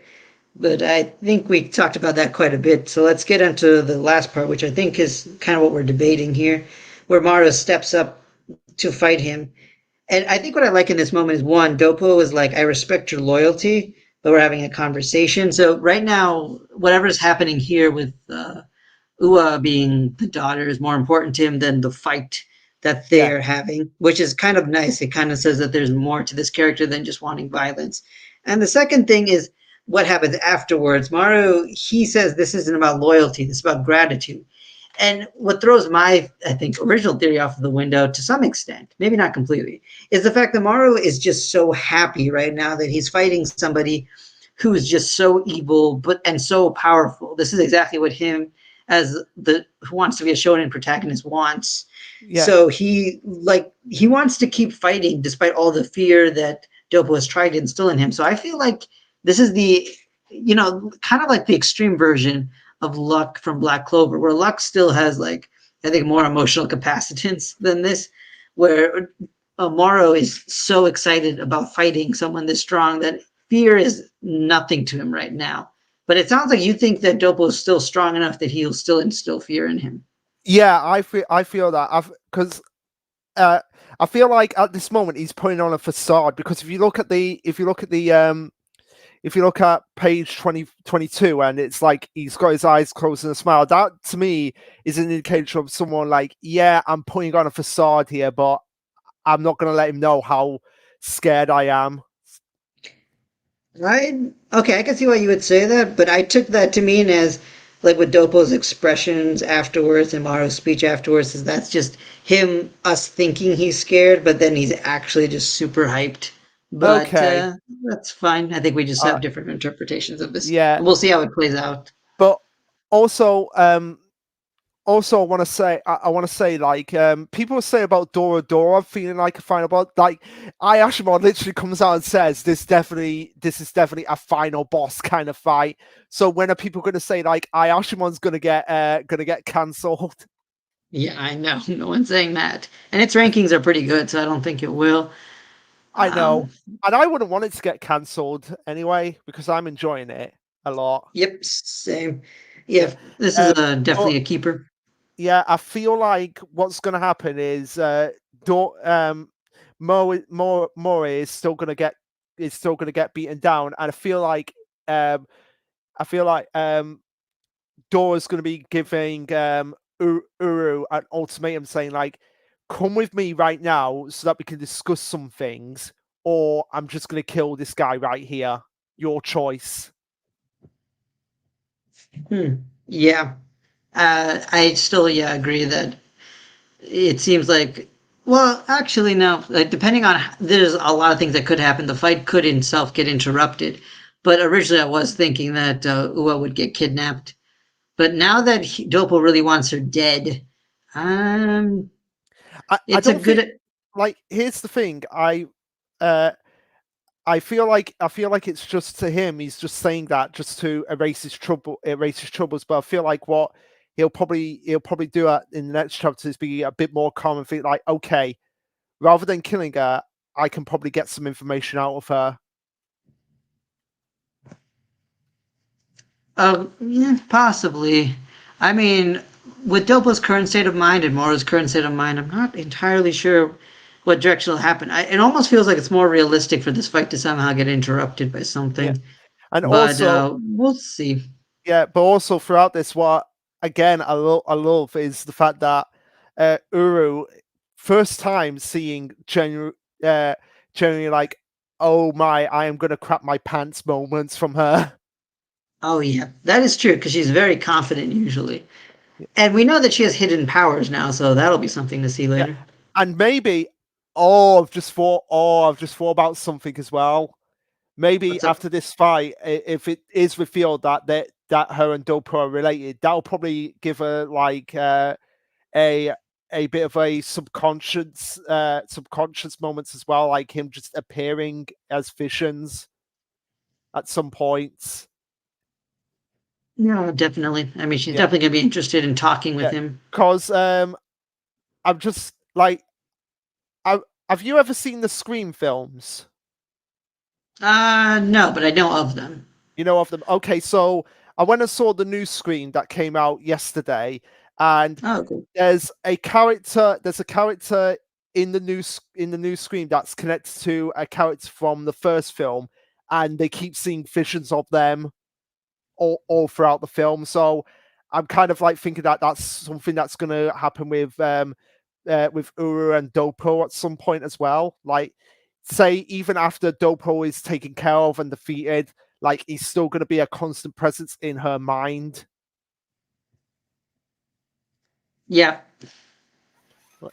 Yeah, so and that would actually be a good way to keep him in the story, and maybe by the end of the story, like whatever happened between them or what's going to happen, like she finally gets over that fear of him.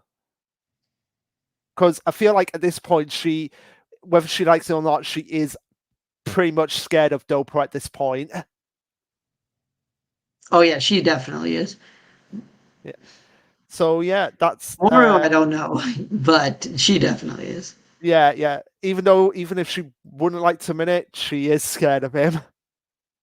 And it's pretty funny contrasting seeing the image when you first open the Shonen Jump app on Viz, like seeing her smile there going to this chapter. Yeah, it will be. Yeah. But yeah, that So is I think that's it for Ayashimon. Ayashimon, yeah. That is pretty much it for it. Really good chapter. Really looking forward to finding out what's going to happen next week. Oh yeah, So definitely a highlight.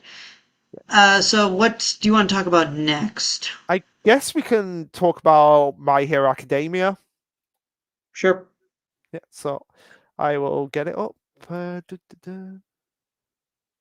it is.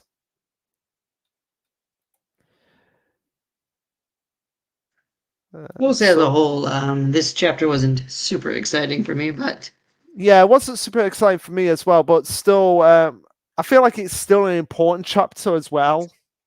I agree with that. Yeah. So basically, we have them. Basically, we start off the chapter in the hospital, collaborating in secret. In secret, basically trying to get the plan all together about taking down the League of Villains once for all. Which Yeah, again, and I like, do want to say this before we move on, but go just on the ahead. first page alone, they say this is a secret facility. Everything's all being secretive and protective. They have a sign outside the door that says League of Villains slash I Paranormal know. Liberation Front Oh my god. Counter HQ. I didn't notice that. It's like, come on, guys. It's meant to be a Look, we have a secret. secret facility. Let's put a sign outside. The secret facility. Oh It's my like god. it's This like is that still a scene. hospital. It's like that scene um in oh Nanau's flashback in Bleach where she was getting assigned to what squad she was going to be like, and you just have you just have all of Squad 2 on there that's meant to be the secret assassins. Yeah, here's all the people that are part of it. Yeah. It's just so hilarious to me. But yeah, I'm just gonna post on Discord, but keep going. All right, so we have basically everyone meeting together and saying like, okay, we're going to be awaiting what's happening with Ayama, and this means that we'll be forced to take decisive action all at once, and they've deemed each of everyone there to be trustworthy based on certain factors regarding their situation. So they basically got everyone together like, okay, these are the people that we could trust the most that are not gonna basically try to backstab us.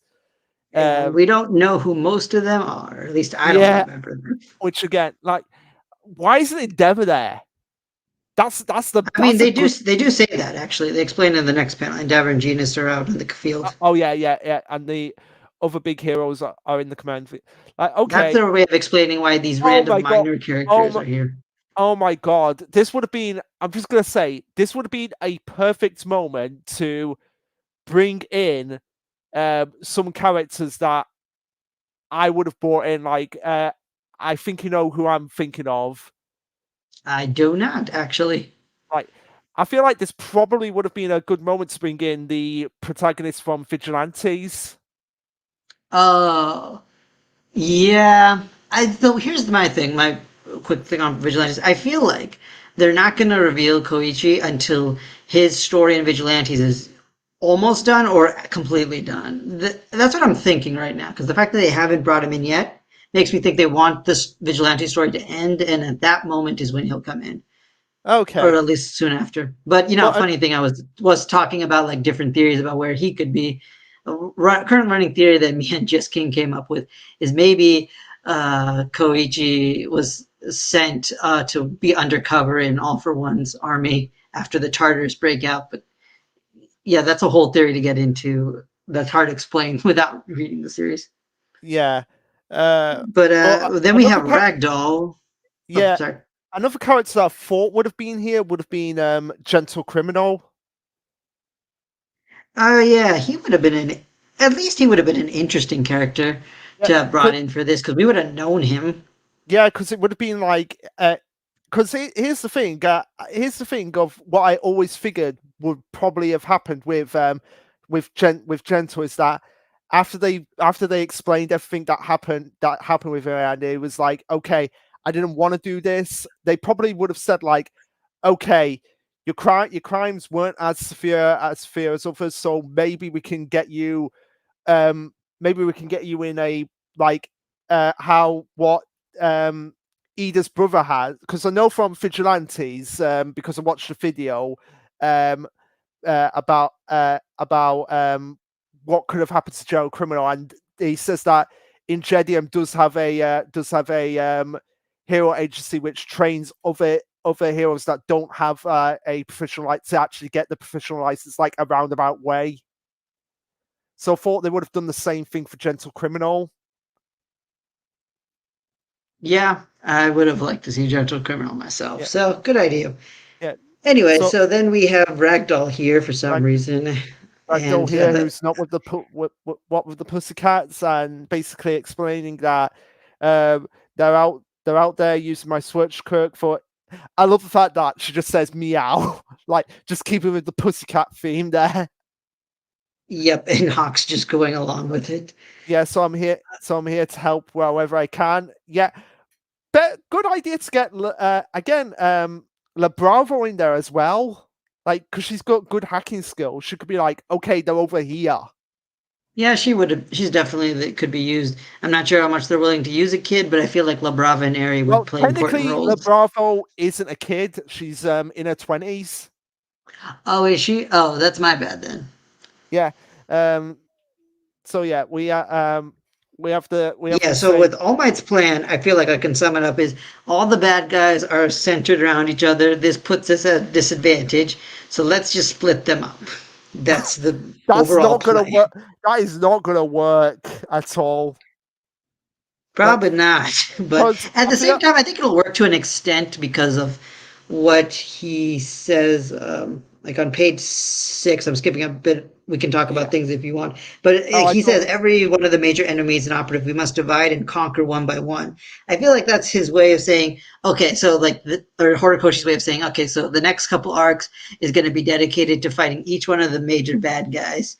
And I'm like, all right, that makes sense, I guess. Yeah, And this is the excuse for why we're doing it. It's still a stupid plan. yeah. It's still a stupid plan because even with the into a fact of just how the reason I feel like why the villains did so well in the war arc is just because of how well organized they were at times. Yep, I agree with that. And even then, like the All Might's plan, and so I think someone else commented this on the Viz website, is like we need to get these two like at least 10 kilometers apart. And I'm thinking, why? They're telepathically connected. What's this 10 millimeter or 10 kilometers gonna do? Yeah, I I don't know. understand where he got that number from or what that Yeah. is. So I'm just thinking like since they're focusing so much on Darby here, do you think he'll be the first one that they'll go after? Dobby's definitely going to be one of the big ones to go after. I don't know if he's the first one, just because, like you mentioned, Dobby's fight with Endeavor and Todoroki is going to be a major fight for the end game of the series. So it feels like that's something they should save for a little bit. Well, technically we are in the end game of the series. Well, yeah, that's also a good point. But I just like if I had to order them, I would save Dobby for a little bit. All right. So who do you think? Okay, okay. Let's just do it for just fun. Who do you think is going to be? What do you think the order of the fights are going to be? So That's a like, good question. I don't remember all the villains, but I think Toga is going to be an early one. Probably Uraraka is going to be involved in that fight. yeah. Oh, oh, And oh, Uraka and Suyu. That would be a good yeah, fight. Suyu too, Yeah. definitely. And then we're gonna see, let's see, Spinner. I feel like has to be involved in one of the early fights because unfortunately he hasn't been given as big a role as I would have hoped. But so I think getting him out of the way makes sense. Yeah. I'm not sure exactly who he would fight. Maybe some of these randos that I Oh don't no, no. Actually, remember. because what is Spinner's power? So let me His power is, I think, just being because some people in the My Hero world, their quirk is just their body disfigurement, kind of like the tail. I forgot the tail guy's name. The uh tail guy from Class One oh, A. okay, so Gecko, that's his quirk. So like he just turns into a gecko. So maybe have like Ojiro. That's the guy you're thinking of. Yeah, Ojiro, Kirishima, and Sato be the ones to actually fight him. sure, that works for me. Yeah. Uh, And so then Davi's fight's gonna be pretty Do- obvious. Dobby. I feel like this will probably get all the other Todoroki siblings involved as well as Endeavor. So like it'll be like uh just like a straight up Todoroki family brawl. Yeah, I'm thinking that too. I don't remember a lot of the other paranormal characters' names, but Mr. Compress is another one. oh yeah, he is. And He's still somebody, alive? yeah, somebody actually is he alive, Mr. Compress? I think he is. But Oh, somebody I actually don't remember. Mr. Compress. Um, Because I want to remember if he sacrificed himself in the war arc or not. Because I remember he pulled off a. status imprisoned. So yeah, Okay, well that but doesn't mean anything because he's everyone got a prison break. he is probably out at this point. Cool. So But yeah. yeah, Okay, so his somebody fight. somebody actually said actually gave an interesting idea. It was in that same video that I was thinking of that I was talking about General Criminal. Actually have him fight Mr. Compress. Hmm. Wait, why? Why that fight specifically? I don't know. They just said like it would probably be an interesting fight. I mean, yeah, I agree with that. It would be an interesting I fight. guess because what's his quirk? Like his quirk allows him to compress anything. So like Yeah, with the elasticity of General Criminal, that would actually be interesting. it would be. So sure, why not? Uh, so then And there's a also as couple well, other minor members. I just gotta say now because on the wiki for Mr. Compress, he says showmanship is like is off the charts, and like who's another showman like type character, gentle criminal. Yeah. Yeah, So those are, I think, are all the members that are kind of worth talking about. Everyone else you can just assign whatever students to yeah. whoever's there. So I don't think it really matters. Like maybe Giganto Makia, if he's still around, like he would be an interesting one if they had to deal Well, with him, you know who's because gonna that fight dude him. is a beast. You know who has to fight him. Probably the top heroes. Like we would need No, the top heroes. no, not the top heroes. Mount Lady. Oh yeah, but Mount Lady barely could do anything the first time. Well, She's gonna maybe need a lot of help. yeah, she's gonna need a lot of help, but I feel like she's gonna be key in that in a fight with Gigantic Martyrs. Oh, you know what would be You know what would actually be interesting? Ashido, because she actually met Gigantomachus in her flashback. Oh yeah. That's true. They still have to resolve that because she totally choked in that fight against him. So that's a good point. Mina's probably going to be there. Yeah, so I could see that, like her being involved with that fight. Yeah, that's actually a good prediction. Yeah, and then Although I obviously kind of wish Kirishima was with her in that because they have a good connection in their well, then story. But Put Kirishima in there. sure. Like take him out of the fighting Yeah. spinner, put him in there, and what was I going to say? Obviously Shigaraki and Deku. That's going to be like the obvious final fight of the series. So, yep, I'd say that's a good set of predictions. Let's see what's the rest here. There's a lot more talking and it's putting some faith in Ioma. And I do like moving past the meeting because the meeting was kind of boring. Aizawa and Ioma's conversation, I think, Oh was yeah, like the yeah. real highlight. This was definitely, if I was going to pick like the main highlight for a chapter of the week, for a chapter in the week, it would definitely be this moment. Further cementing why Aizawa, despite how he looks, is the perfect teacher. He really is. Yeah. And so let's see. I'm wondering if there's anything specific because I don't really want to go through this bubble by bubble if I don't have to. No, no, I don't. So we have. I think the. I do like how Izawa kind of like just tries to scare him straight into doing this, but also is like putting his Oh faith in him. But I do yeah, I think just page feel. 13 is a little. Go ahead. I was gonna say page 13. I think the top panel looks a little weird where we can't see his arms. I know that does seem a little bit weird. But what I think is going through Aizawa's mind here is that what happened to his friend that got turned into Kurigiri. Because they also had a conversation like this. Yeah, I feel like Aizawa might have a sense of guilt for what happened to him, and he's like, I can't let this Oh, he happen. definitely does. Yeah, and it actually has been stated if All for One finds out what's happening, Ayama's going to get killed. So that would and Aizawa is responsible for Ayama, so he's probably thinking like, I can't let this happen a second time. Yeah, that is a good point. I didn't think of that. So yeah, I think that's a good story point to draw in because I didn't even notice in page 13 they brought him up. Yeah. So we have basically Aizawa asking him, "What do you fear?" And he's like, "Yeah, I feel all for one. I'm a scaredy cat, but I also fear the that he.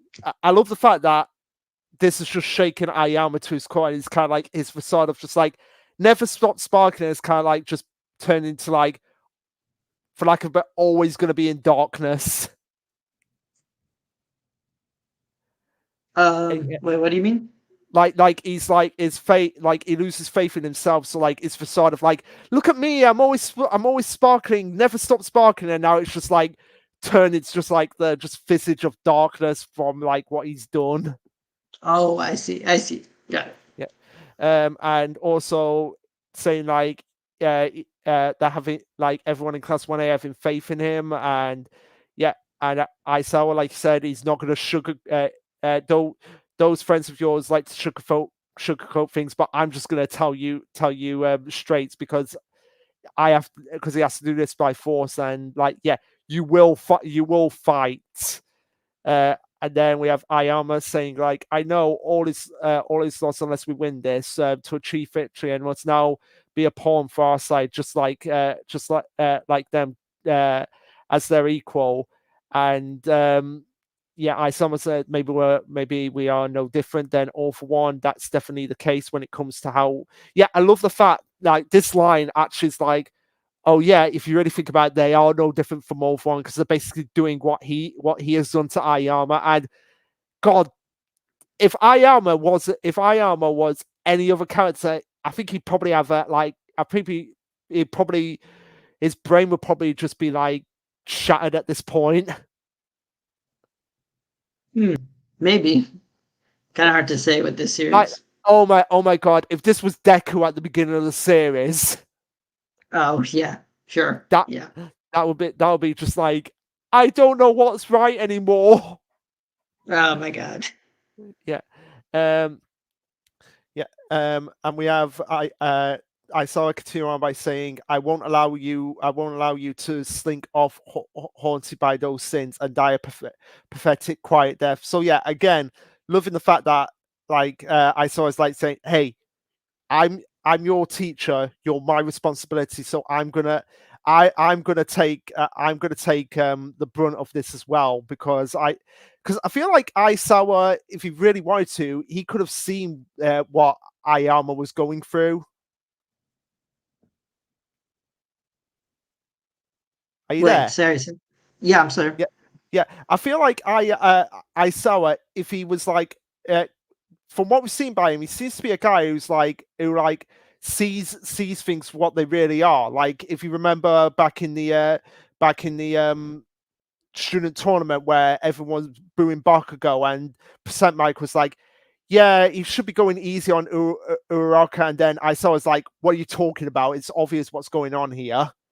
I feel That like is a good point. I feel like Aisawa would have been the first person to be like, okay, yeah, Ayama, is something going on with you? I can see that. Oh, and also DCS Malisera. Hi. Let me just say, yeah, yo, DSC Malisera. Hopefully you have been reading My Hero, and if not, then we apologize for the spoilers, or if you don't care about them. Yep. Anyway, by the end of this, I think is what really sold the chapter for me. I mean, as a whole, I think My Hero was kind of lower on the chapter list because of everything else that was really good. Yeah. But though I think the one real saving grace, besides of course the conversation, was Shinzo's reveal at the end. I'm really Oh happy to yeah. see Shinzo finally back. Oh yeah. I think a lot of people are happy to see him back. But yeah. Just quickly go through this. That Aizawa has no intention of expelling Ayama, which actually goes back to a theory that I think it was Tekken that brought this up. Like, um, like Aizawa will either expel everyone or expel no one. Yeah, I mean his whole thing with the expelling thing is so he could kick people out, so then they can come back in. It was kind of a fun little twist that they introduced early on for his character. Yeah, but I feel like, but again, here, I feel like it's kind of like, okay, yeah, I have no intention of expanding you because this is partly my fault as well. Again, because he's the teacher. Yeah, Yeah. I could definitely see him thinking that. And also, yeah, DCS Marcella, just so you know, we talked about so far Black Clover, Duran, and Ayashimon before MHA, in case you just jumped in. So Oh, you're earlier fine. on, we already I completed those call. series. I call. Oh, okay, cool. Also, it'll be completely on me if I wasn't, because why would I? Yeah. Okay. Fair enough. That is true. That is true. Um. So yeah. Just talking about what happened this week with between Aisawa and Ayama. Really loved it. And yeah. Going to what you. Going to what you were saying at the end, it's like, yeah, Shinzo is back. Again, uh, and kind of look.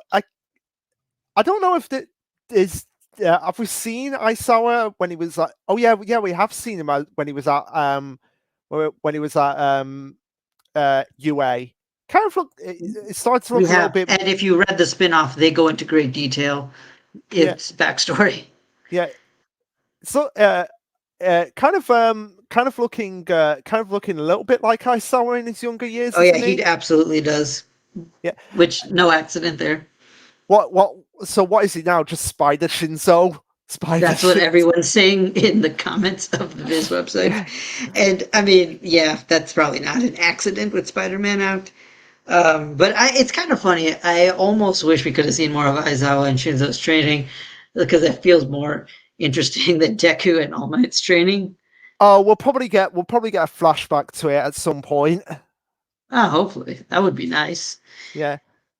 So yeah, we But have I him. do like how this chapter ends with the story of how we all became heroes, part three. So this still continuing that theme. Yeah.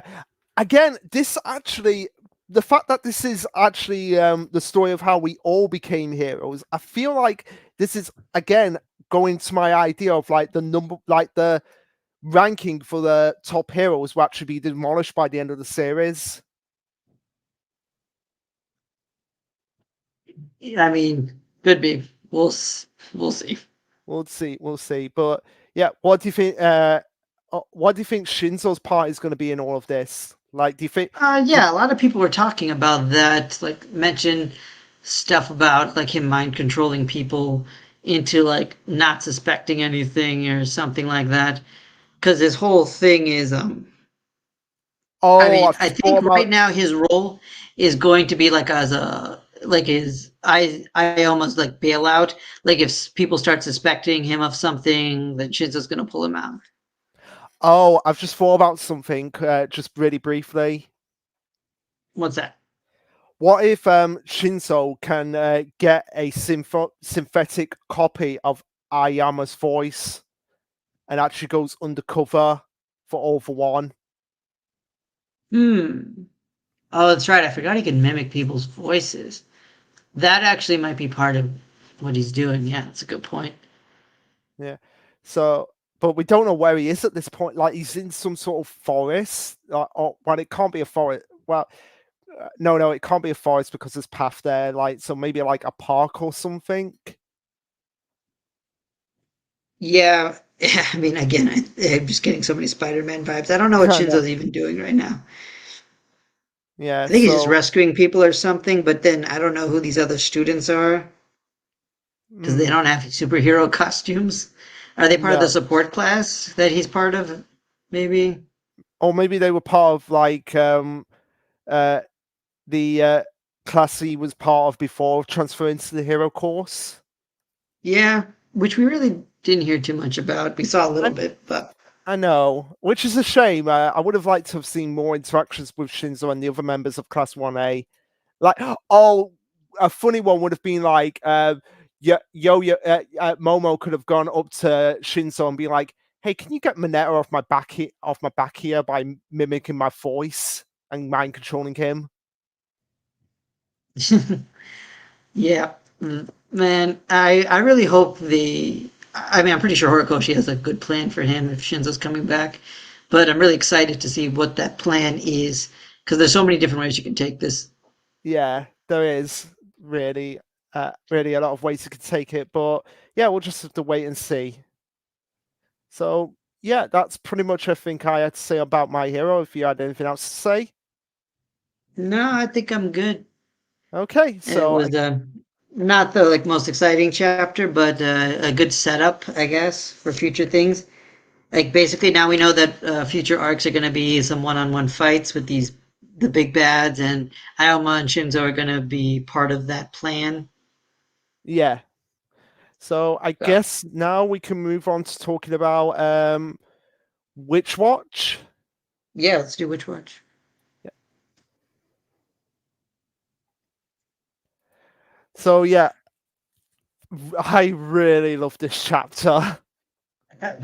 I think I know why too, Yeah, but also I think you know I was going to why. say, but also sorry for interrupting, but also yeah, this is just in general like a really nice just cool down chapter after what we got.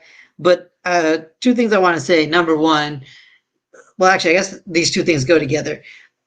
You were wrong about what this chapter was going to Yes, I be. It wasn't was. part three about the summer time, whatever it was called. And then second, for a chapter called Miharu Kira the Vampire, it really didn't have much to do with him. I It's know. I know it kind of didn't. weird. Well, it did and it didn't. Yeah, I mean, I get that it's like his introduction to the place. And overall, it was a very sweet chapter, but it's kind of funny that the chapter with his name has like not super centered around him. I know. Anyways, so yeah, I think let's start with which watch in the beginning. He kind Yeah, of just so we wakes have, up, says, well, and it's good morning, but afternoon he sleeps till the afternoon. because So we are in I the summer because he would have missed school. So that's still of true. I yeah, want to that point is that out. still true. So I like to know like what time is it? Like, is it 3 o'clock in the afternoon? And who knows? That's probably not important. Yeah. Um. So so the reason why he was like that is like, of course, he's a vampire, so he's not really a morning person, and evenings are more glitzy, I love just like the variations he does for words. Like mornings are all icky ick, and evenings are glistening gleam. And then Yeah, we I have mean, I like those little moments because it reminds us that he is a child. yeah, and then they're like, yeah, you're not cut out to be roommate, have a roommate life, the and he's like to Mori, like, oh, do you mind, a tiny sip of the of the all The old all juice. the old juice. Yeah, and they're like, that's a disturbing way to put it, especially when it's like trying to pinch it. It's like, do you mind if I have, a tiny sip of the old juice? Man, I do like. I'm starting to really enjoy that quirk of his. I found it annoying in the beginning, but it's starting to become endearing. Yeah, Oh, and you know what? also, there's like a bot you can ban if you want. All right. Yeah, you know what people have been saying? Like we're kind of weird because we kind of a bit weary about this character at first, but then we're kind of like it. People are like that. People are like that with the student council. Like people apparently hate the student council, Yeah, I've seen a lot of people not like the student council, and I but don't get it. I think the only thing that technically may have done quote unquote wrong with they might have done back to back chapters a little too much. But other than that, they're fun characters because it literally makes fun of tropes. And this is the kind of series where you can get away with it pretty well because it was Mm. really funny. But yeah, But yeah, yeah, one thing I do want to say is that if we look at this table, there's like you know where I'm getting at here. There's like an extra space opposite where Maury is sitting that another chair could go in. oh yeah, I see. But we'll talk a little more about that in a We'll talk second. we'll talk a little bit more about that in a second. So we have Kiru saying, the taste of Moreti's vital energy first thing in the morning, even though it's the afternoon, wakes me up like nothing else. Also, basically, Keigo is like, oh, it looks like you're getting high off him, and like, It really does. no one wants to get high off Mori. Yep. And then I still kind of like how he explains everyone's energy has like a different quality to Yeah. it. And Ogre Also, Vital energy is high quality, top shelf stuff. He looks like a drug dealer. I know, and also as well, we finally get the age of his father, like Oh 43. yeah, we did talk about that didn't last time. Yeah, so Oh now my we god, he know, does like, not look like he's in his 40s. I know, I know, like, over 5 years, he turned into a wrinkle poo after just 5 years. So he was basically, oh my god, he was basically starting this when his father was 38. So basically in his late 30s, he's started to slowly go into his 60s. Yeah. So and yeah, you said ogre vitality energy is pure and of a higher quality, and and then we and then he has sunglasses just completely from nowhere. Yep. And it's fun. Yeah. And then they kind of explain Tengu energy is apparently uh, Okay, I don't know. It doesn't really explain. It just says he doesn't really like it that much for some Yeah, reason. so maybe it's just maybe I guess it's because they're both creatures of flight and like vampires are bats and Tengu is like a bird or something like that. Maybe they're just natural enemies. I mean, that might be it. I think he was just messing with Khan to some extent, to be honest. I guess.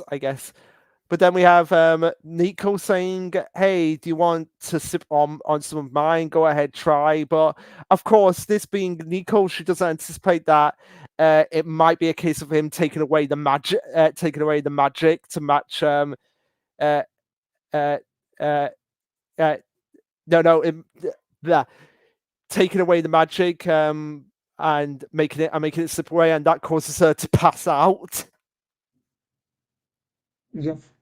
And I mean, one thing I did find a little off in the next panel, or yeah, the next text box, he says, I don't actually take a person's magic. You may have a lot of that, but vital energy is still that of a normal girl's. I mean, I understand what he's saying about Nico having normal vitals, but But she, he yeah, does take magic. That's yeah, literally what they did last yes, chapter. to the warlock. So I'm thinking that what this meant to say is that he can't really feed off the magic the way he can with vital energy, but I don't even know if that's true. So this feels a bit off to me. Yeah. But I think at the very least they're trying to say is he's not going to rely on Nico for anything.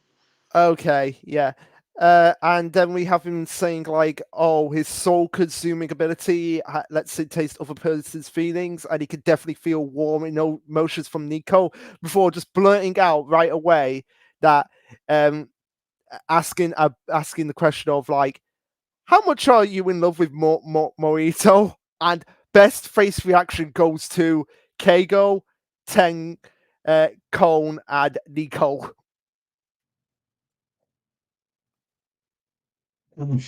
What? Sorry.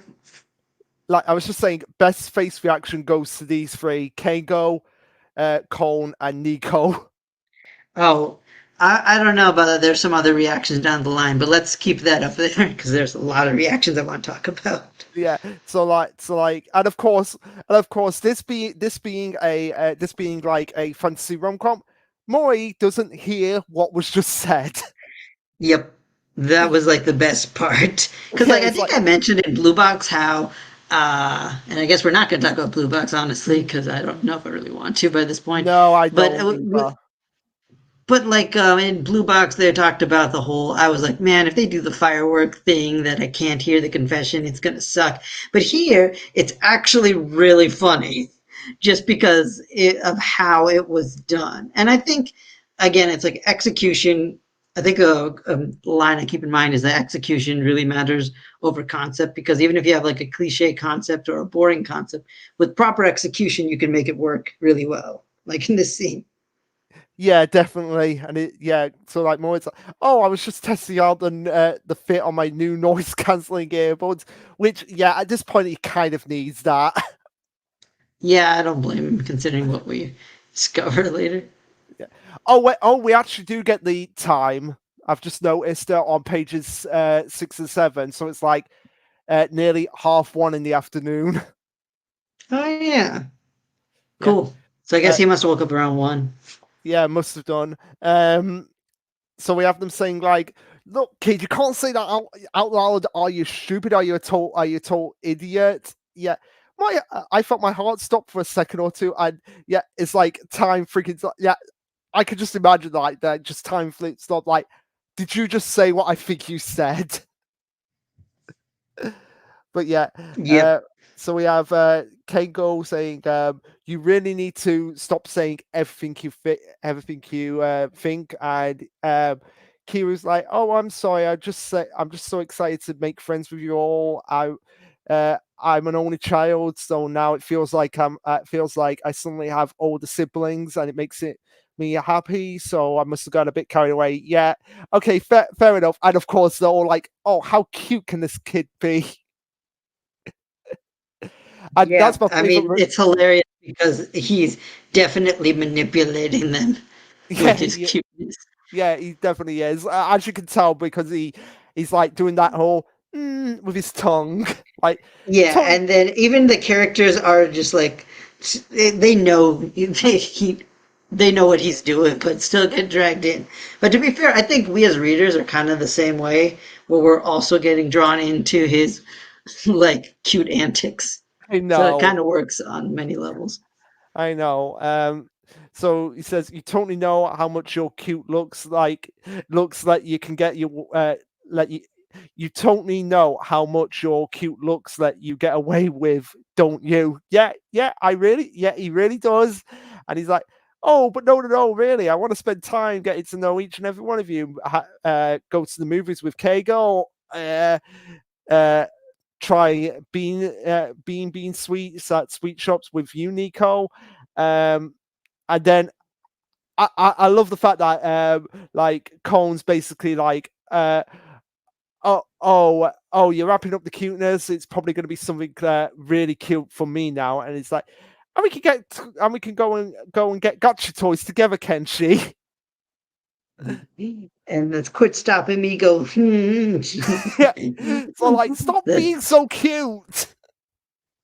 yeah, it is pretty adorable. Yeah. And But the funny thing is, I can say that for most of the cast. Honestly, they are a I very know. adorable cast. I know. So then we have him noticing that Mori has slipped out somehow. Like it's just crazy. Like they didn't even know. Like Mori just slipped out. Slipped out like that. Like what kind of ability is he using to like slip out and like be like, oh yeah, he's gone. So from there, I think we will basically be doing a house tour. I kind of like how they explained it as they're using him as an excuse to explain like how the house works, and I'm like, okay, that was a nice fourth wall break joke Yeah, I because we know. It's really like didn't know the yeah. house. I guess the author was like, yeah, I best figure out a chapter to sit down and figure out how this house is actually structured. How can so many people live in this house? Yeah, and to be fair, I think even the last arc was him just being like, I need to introduce this character so we can seal off warlocks without having to kill anybody. So a lot of these recent chapters of the author have been like, okay, I need to set some things up for the future Yeah, conflicts. which he does right here in this house tour. So one thing I want to say is like just Cone basically being like, "Oh yeah, I'm the senpai here. I should teach him about the rules." And Kira's like, "Yes, senpai, I should be in care." And he's like, "Hey, I'm over here." Yeah, he doesn't recognize Khan as a senpai. I Yeah. like that joke. So okay, so it's like the house is like two stories. So it's a two-story house. Yep. And we have more and we have Keigo on the far left, Cone in the middle, and Kiru gonna be on the right. So it's gonna be like Cone's in the middle, Keigo's on the right, Kiru's on the left, and we have the And guest notice room. that the second room, there's a guest room. There's one extra room. I wanted to bring Yes, that up.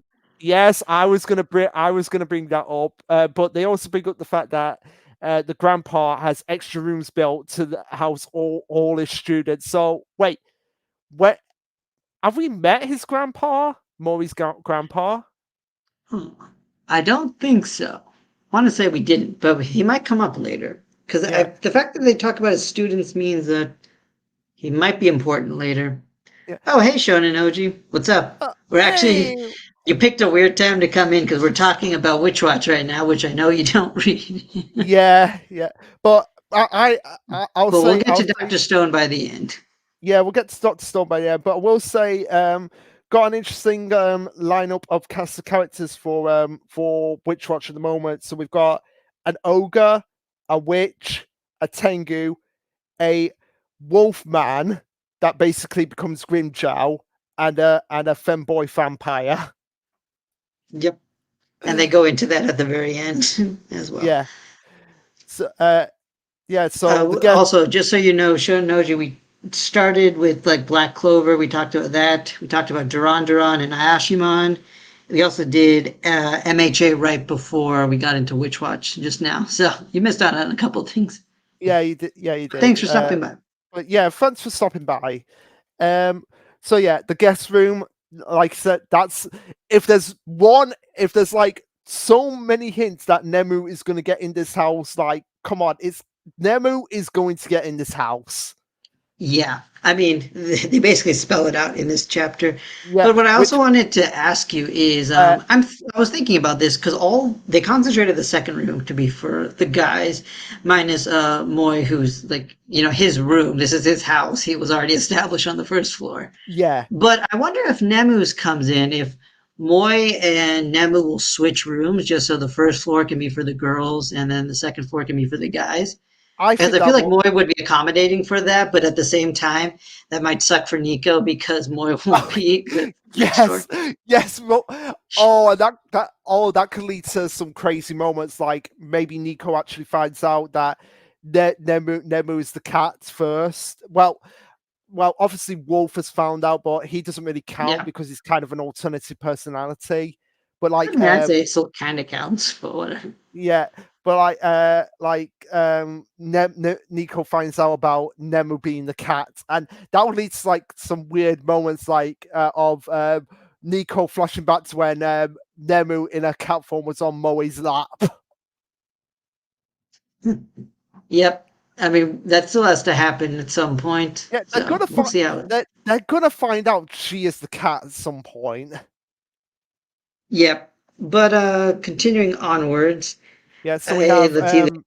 They're yeah, still so picking on Khan a bit, I was but yeah, so then I was just gonna say like here that oh yeah, the bathroom on the first floor is for the girls, so mostly just me, and yeah, we have Kira saying, "I was wondering about that. What's with boys and girls staying in the same house?" Yeah.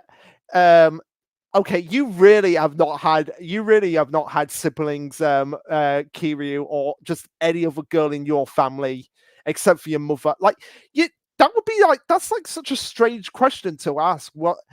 Because he has his mother and father. yeah. I don't know. I mean, when you're an only, he might have had his own bathroom and growing his Possible, house. possibly. Because they kind of point that out that he's kind of a spoiled brat, which is fair. Yeah. Fair enough. Fair enough. But yeah. So we have blah blah blah. So we have them saying like, I have my own bathroom to hang out with friends. All I do is go to the living room, and the person I like is in the room right next to me. Not only that, he makes yummy meals for me every day. When you put it in that way, yeah, it does sound like a setup convenient enough to could be straight out of a shoujo rom com. And yeah, this Another is fourth wall break. well, technically it's a shonen rom com, but yeah, I know what Yeah, they it's meant. close enough. And then the final nail in the coffin for Nemu's getting in the house. If only Nemu could move in, that would balance things perfectly. That is basically the author. If that's not the author spanning out, I need to get Nemu in this house because there's too many guys in this house. I don't know what will. Yeah, and yeah, Shonen Oji, come back whenever you're ready. Yeah, The other thing I wanted to say with that particular panel was that she says specifically that Nem would balance things perfectly, and the fact that we only see one guest room in the map. So I think that means that once Nemu's here, she'll be the last addition to the house, which yeah. I think will be nice because they can't just keep adding people to the house. Oh yeah, but I'm gonna say that because I did look at the Shonen and Chill stream about Witch Watch at this point before we started our stream what they Yeah, did, so gotta and watch theirs. yeah, and they said that they think that there's not going to be any more because of what happened on the last panel. But no, you can't. Nemu is part of the main group. You cannot exclude her. Yeah, I think we've seen enough evidence that points to Nemu, so I don't agree with I them. mean, I mean, who Shonen else? and Chill are pretty cool, but I think they, outside of JJK and MHA, they don't always know what they're talking about with some of the other series, Yeah, which I think they like admit to. So, I'm surprised they didn't. I haven't watched Doctor Stone bit yet, but I'm surprised again. Last time they didn't pick up on the fact that. Oh, that might have been Manga Project. No, that was Manga Project that didn't pick up on Senku's scars being gone. Yeah, we did talk about that last time. Yeah. But I mean, yeah, I mean, everyone's going to miss something. I'm sure we've missed stuff. But I think what I find funny with Shonen and Chill when they talk about Dr. Stone is if you see the previous streams, they'll always be like, well, this is a very stereotypical Dr. Stone chapter. And I'm like, you can't just like describe that for every Yeah, Dr. you Stone chapter. can't. What does that even mean? You can't Oh, describe man. that. So yeah, we get them obviously now at this point. Okay, now that we've done the house tour, we have to do Oh, the sorry. we One have more thing with this panel. go ahead. It's just that Nemu and Keigo like being awkward around each other, still Yeah, pushing that ship. still pushing that ship. Like, come on, just get that ship in. Oh my god, you want to know what would be funny? You know what's up? Well, no, it wouldn't be funny. It would be so cute. It would be so cute because it would be a case of opposites attract. A Kirio, Mirio, or what's his first name again? Miro, ex con ship. Oh, wait, what? Like the Tengu ex vampire ship. Oh, okay. You meant Miharu. I was gonna say Miharu. Mirio. Yeah, I Frame was check? trying to pronounce his name. Like, yeah. Yeah, So I mean, I I don't should know. have Have had that. either of them shown interest in like men? I don't Yeah. remember. I don't think they have done, but I feel like it'll be like a case of like opposites attract. Oh, I mean, we'll see because they do have one of the best like individual dynamics right now. So I Yeah. could see it happening, but I really don't think I would bet money on it because like Keigo and Nemu definitely, and obviously Moi and Nico, but I don't know about those two just yet. Okay. Fair enough. So yeah, we have them. Okay, now that we've got everybody here, we've all established. Now we've got to do the chore. We've got to set out the chores here. So yeah, listen up, boy. You're living in a shared space.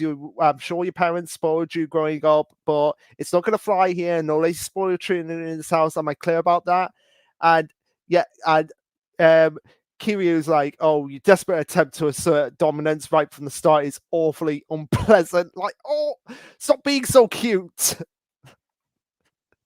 Yep. But yeah, so yeah, they describe what chores they have to do, which Nico clean the first floor bathroom, Colin clean the second floor toilet, and Keigo clean the second floor tub. And he's like, oh, that's it. What about all the cooking dishes? Cleaning the rest of the house and daily house chores, and oh, Mori does that. So yeah, it's kind of ironic that they're calling him spoiled brats when they're pretty much spoiled brats themselves. Yeah, that was pretty funny. But I also like this continued theme of Moy's just like literally what holds this whole group together. I They would know. not be able to function either academically or like as a house. Oh These guys are just like not capable, which very I think is fair because they're high schoolers technically, but yeah, it's still funny. yeah. Because in most Oh, series, like when they have like the high schooler who lives alone without their parents, and I'm like, I don't know how much I believe that the high schooler can take care of themselves. but yeah, we've pretty much established Moe could do that. Yeah, and he can also take care of a family. Like he's just Yeah. already ready to be a dad, Oh yeah. practically. Oh yeah. When him and Nico have kids, like he's gonna be like it's gonna be so crazy to find out what their kids are gonna be like. Oh yeah, because they're probably gonna have magic and stuff. Oh They're probably boy. going to be like, they're going to have super strength, but also going to have magic on top of that. Oh my god, that's gonna be awesome. I would read that series. I'm already Yeah. ready for that series now that we've said that out Oh, loud. oh. I'm just thinking out if Keigo and Nemu got together, like what their kids would be like. Oh Like, man, some cat dog creatures. uh, oh, one of them's a But then cat. again, I don't know if One of their kids is a cat, and another kid's their dog, and they're just constantly butting heads with each other. that would work so well. Anyway, they'd probably just switch genders too, where like the daughter is gonna be like Keigo, and then Yeah, the son's gonna be like Nemu, just to have that dynamic. But anyway, continuing onwards, I do like how the explanation for why Moy does everything is just that these guys are just incapable of doing it. And then which Keigo is like, "Oh, but I do my own laundry." Like that's a big deal. yeah, and it's like, yeah, because no one wants to see your underwear. Yeah, why are you trying to sound cool? Yep. My God, it's so funny. And then basically he's like, "Okay, I think I got it. Morihito's the responsible one who keeps things together, and you guys are useless." And Yeah. then they're like, "But he's right." Oh, he's And then so they get some. cute. Yeah. Um, which gets me thinking, like, what if there was an arc where Moe gets kidnapped? Oh man. I mean, number one, that'd be kind of funny role reversal because normally he would be the one to save the day, so that would be fun. Yeah, but also they would have Um, to like get their competence level up. oh yeah, that too, depending on how long he ends up being Yeah. kidnapped for. Um. But I think my So favorite thing in the next panel, page 13, is Keigo being like, it's like, I never really liked myself, and I finally found a place, I don't know, a place I belong. I'm like, Keigo, are you doing okay? That sounded very depressing. yeah, some people actually don't like that um personality of Keigo. The fact that he's just like the tries to be the brooding loner half the time. I love it. I love this cast so much. Yeah, I do as well. Um, Also, even Nico's thing was, I would be living off convenience store food in a pigsty, complete with the cloud of flies. I'm like, oh man, it's just hilarious how capable they know. yeah, yeah. Um, But then, like, and then Mahiru is trying to like pump them up to do something to surprise him. And I think I already knew where this was going. yeah, as soon as he said like we tried to do cooking and cleaning, but there was a fire, and then he's like, "Oh, we're trying to make dinner. Okay, there's going to be another fire." Yep, that's what this author does best. He sets stuff up and then pays it off. And I think a lot of this chapter is doing that just because he's setting up a lot of stuff with the house and the house dynamics, just for us to know. Yeah. Um. Um, just So moving forward, and then Morihito comes back from shopping. yeah, and then he's like, guys, I only left for half an hour. What the hell happened? I also like how his first explanation is this had to have been a warlock attack. Yeah, a warlock of chaos. So maybe we're still not out of the warlock arc. Maybe we'll actually get a warlock of chaos. Yeah, I was gonna say maybe we'll still, because I think this chapter, even though it wasn't what you predicted, we are still likely in summertime, which means we'll probably still see a warlock soonish, maybe. I don't know. I hope Yeah, so. yeah. Hopefully. So And then uh, also, I do like how Mahiru like tried to cook, but he is probably the least capable of doing that because his parents probably took care of him again. They probably cooked for yeah, him. yeah. So So why would maybe he try? well, at least he tried. I guess, but that's what happened here. Yeah. This is And what then happens in. he panicked and took some of Kago's vitality energy, but he collapsed. Like, how much did he actually take? And what is Kago on in that panel? I mean, here's the thing. I think Keigo is like Nico, where he has average amount of vitality. So, at least in his day form. Yeah. So I think that's what they're trying to say is that in Keigo, Mahiru can only obtain vitality from Wolf, not from Keigo. Which makes me Uh, think again. This might lead to Wolf coming out in another way, like if he drains the vitality at night. yeah, because our one of our other predictions that got shot down was that if Keigo got his vitality drawn, maybe Wolf would come out. That didn't happen. But it might actually only happen at night and when there's a moon out. But I mean, no, his. Well, yeah, I guess if it's a crescent moon, maybe. But Yeah. it's like not even the fact that it's nighttime. It's like what activates it is him seeing a moon. I thought the vitality thing would be a nice way to go around it, but it doesn't seem like it. Okay. Okay. Fair enough. But yeah, anyway, the joke keeps going, and Nico, she splashed water on oil fire, which that's Yeah, just stupid. I I know. don't It's even. like, did her? Well, obviously they didn't teach her any basic science or basic health and safety in the witch academy that she went to. Apparently not. I mean, Khan being stupid in the next thing made sense to me, but Yeah, Nico but putting water and oil. Nico, you should know that. Like the thing to do is just put a damp cloth over it. I feel like that's something everyone's taught as a kid or something. Yeah, that's basic 101. And then obviously because and then fanning the flames, that doesn't help. Nope. You really And think that explains the burn. that Cone would have known that? Like, has he ever been? He's probably been up against someone with a fire ability before, so like you should know that that's what happens when you combine Well, wind and fire. well, if he didn't, now he's gonna know for the future. Yeah, He's gonna so, send fire at somebody with his wind. yeah.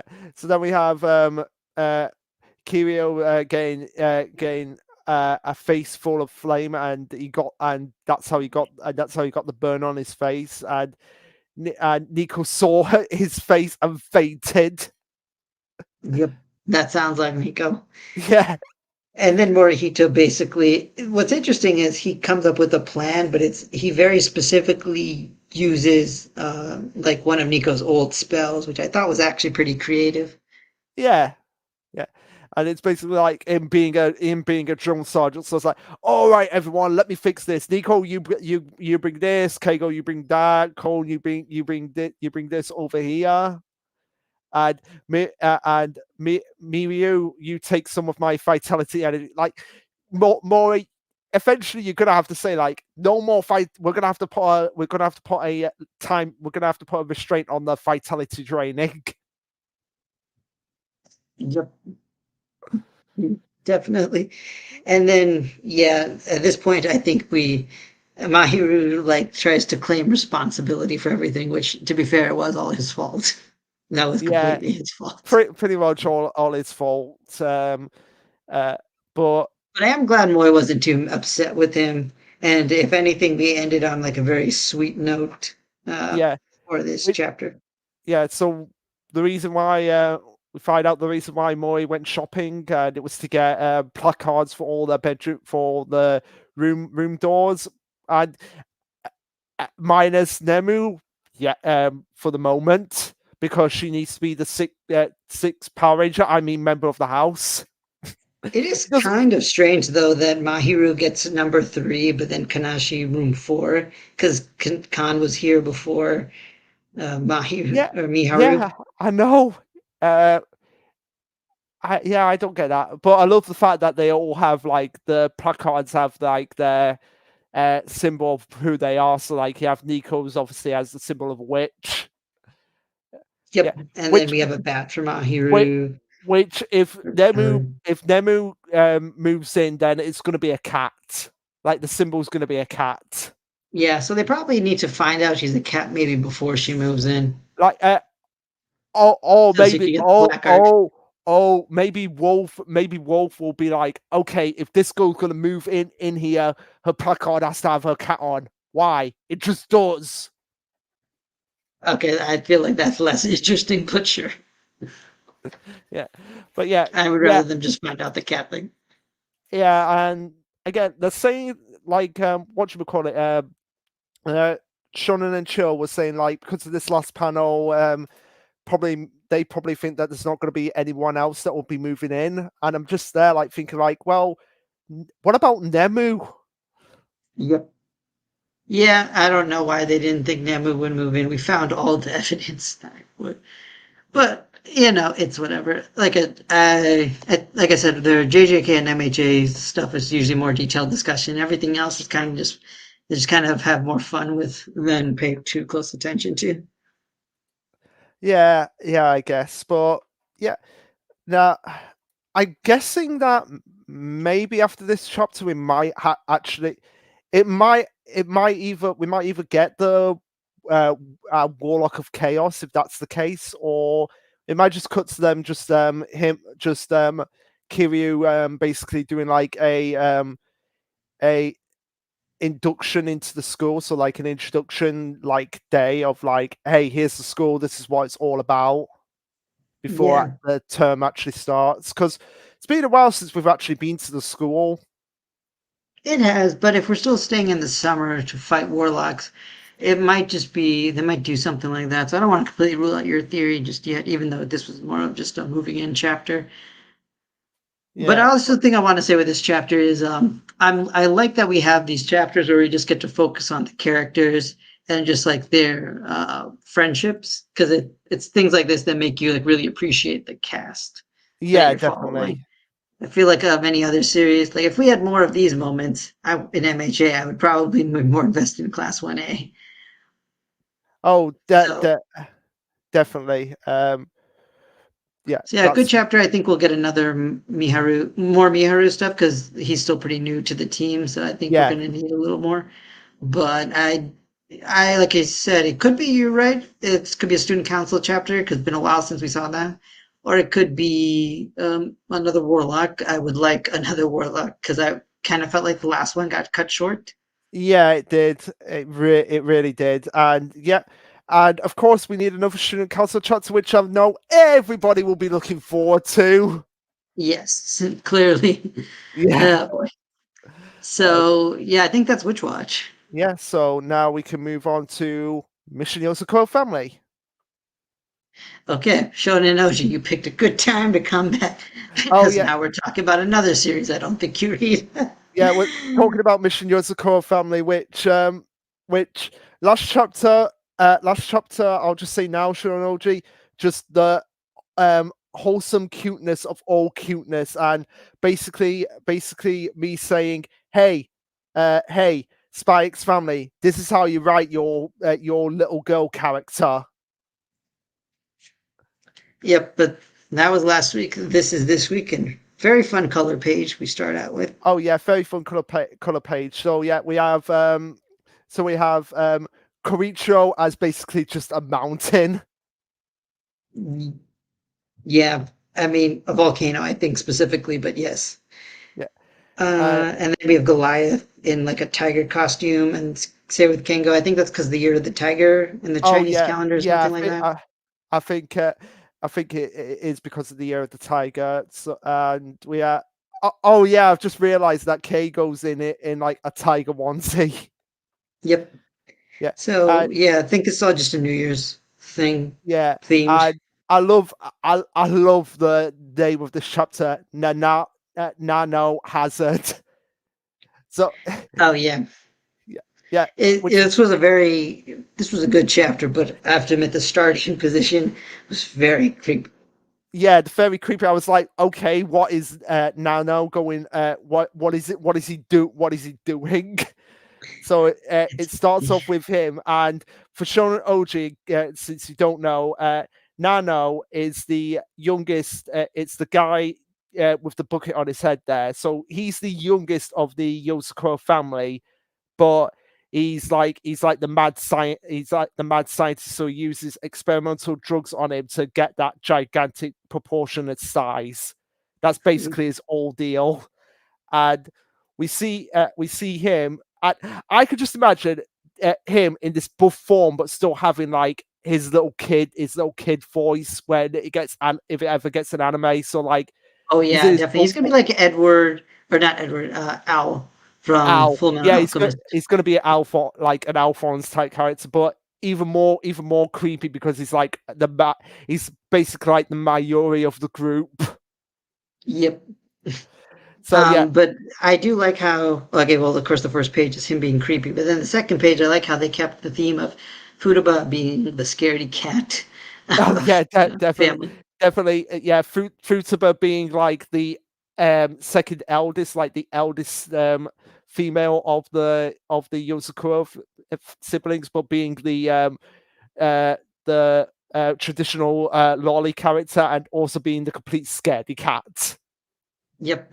And then Kengo we see is kind of lying face down naked and we're like, Yeah. oh my god, what did it now do to him? What did he do? And I'm just like, uh, and Tyler's like, "Oh, are you all right, Fruitsma? Yeah, I'll be fine." Yeah, so they know what the now is going to be doing to them, and Tyler's like, "Oh, how did we even get to this point before we cut to a flashback of from 30 minutes earlier before all this event, and we have they're now basically saying to Mutsumi like, okay, you're all better now. I don't understand the mechanics that makes the flowers bloom and your hair turn white, but I've taken a sample of your hair regardless. And Koricho, being Koricho, is like, yeah, can I have a sample of Mutsumi's hair? And yeah, you're not getting that one bit. Yep. That was just like a very creepy line to give him, but yeah, it's in his character. Yeah, it's in with his character. It's his thing now. We've just got to accept it. So Yep. we have And then we still have Kingo who won't put on clothes for who some won't put reason. on I clothes don't know. because I feel uh, I think that's just like his thing. Like he just feels like the best way he can express himself is just like, I'm gonna be stark bollock naked. I guess something like that. Yeah, And then we continue onward with uh, okay. him using a plate to censor himself. Yeah, a play 100% censored cat, basically. And yeah, and Shinso is like, "Oh, the weather's getting chilly. You'll catch a cold." And he's like, "Oh, I'm fine. I won't worry about it. Anyone who's always showing tons of skin, you know." And then this is where we get him sneezing, and yeah, everyone is completely free. I love the fact that they're all like freezing here, and you have like I it was just like and Ty was just like like they're the only two who are like what, why are you Very all doing that? confused. Very confused here. um and and they're like, oh, he didn't hear that, did he? It's like, oh, thank goodness Nanao's not here. And yeah, they're like, be careful, you idiot, because if something happens. And then I could just imagine, like, at this point, Nanano turning into a robot by going, sneeze detected, perimeter Keigo, retribution strength 91%, like just having that robotic tone to his voice, like whenever somebody is in quote unquote need of medicine. Yep. And yeah, basically, he's only targeting the family members because, like, Goliath and I have antibodies that keep them safe, and they're also like partially not Kind human, so like colds don't so, affect them. part dog, basically.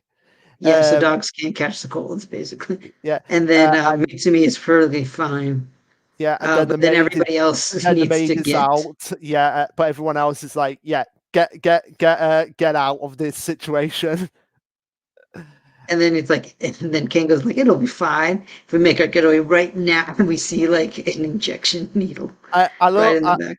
I but I was just gonna say before he says that, I was expecting like Shino to be like just grabbing Keigo by the shoulders and just shaking her off by saying like, "You idiots! This was your fault." Yep, Yeah, but of that course, was. oh my god, I've just realized, yeah, like this proportion from Nanano to Keigo is just like, oh my word. Yeah, they do a good job with the perspectives in this chapter because Nano is like really tall in his experimental body. Yeah, and Keigo is basically just, for lack of a better word, a twig. He is. He's not very much a fighter. Yeah. And so then Shinzo gets some smoke screen, and I like how what they're running away from is like a drug that can cure the common cold for the family, but it's really painful. And I'm just like, this is the most childish thing I have ever seen. Because This I is the also most. hate getting shots, Oh but wow. yeah, yeah. This is the most pain. Yeah, I don't like getting shots as well, and it's kind of like when I went to get my booster for Rona, as Yep. we know, I was just like, oh, can I just get on with it? Just get it out of the way. Come on, get it in me already so that I can get out of here. Yeah, and I'm in the healthcare field myself, and I will say it's definitely important to stay on top of your immunizations.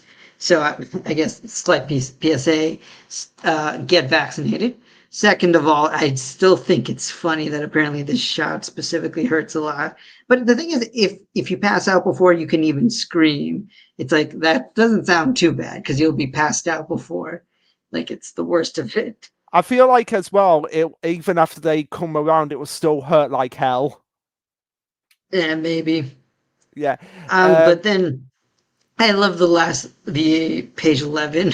with Nanao just coming right through the walls. I know, I I know, but I love how Tayu's just like completely confused, and he's like, "Wow, you're professional spies and you're running away from an injection," and they're like, "You've not had Nanao's injections."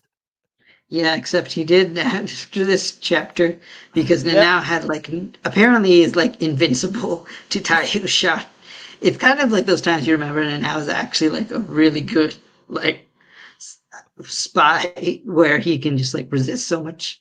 But the other thing is, I find it interesting that the siblings really don't want to like hurt Nanao. They're not even trying to restrain him or anything.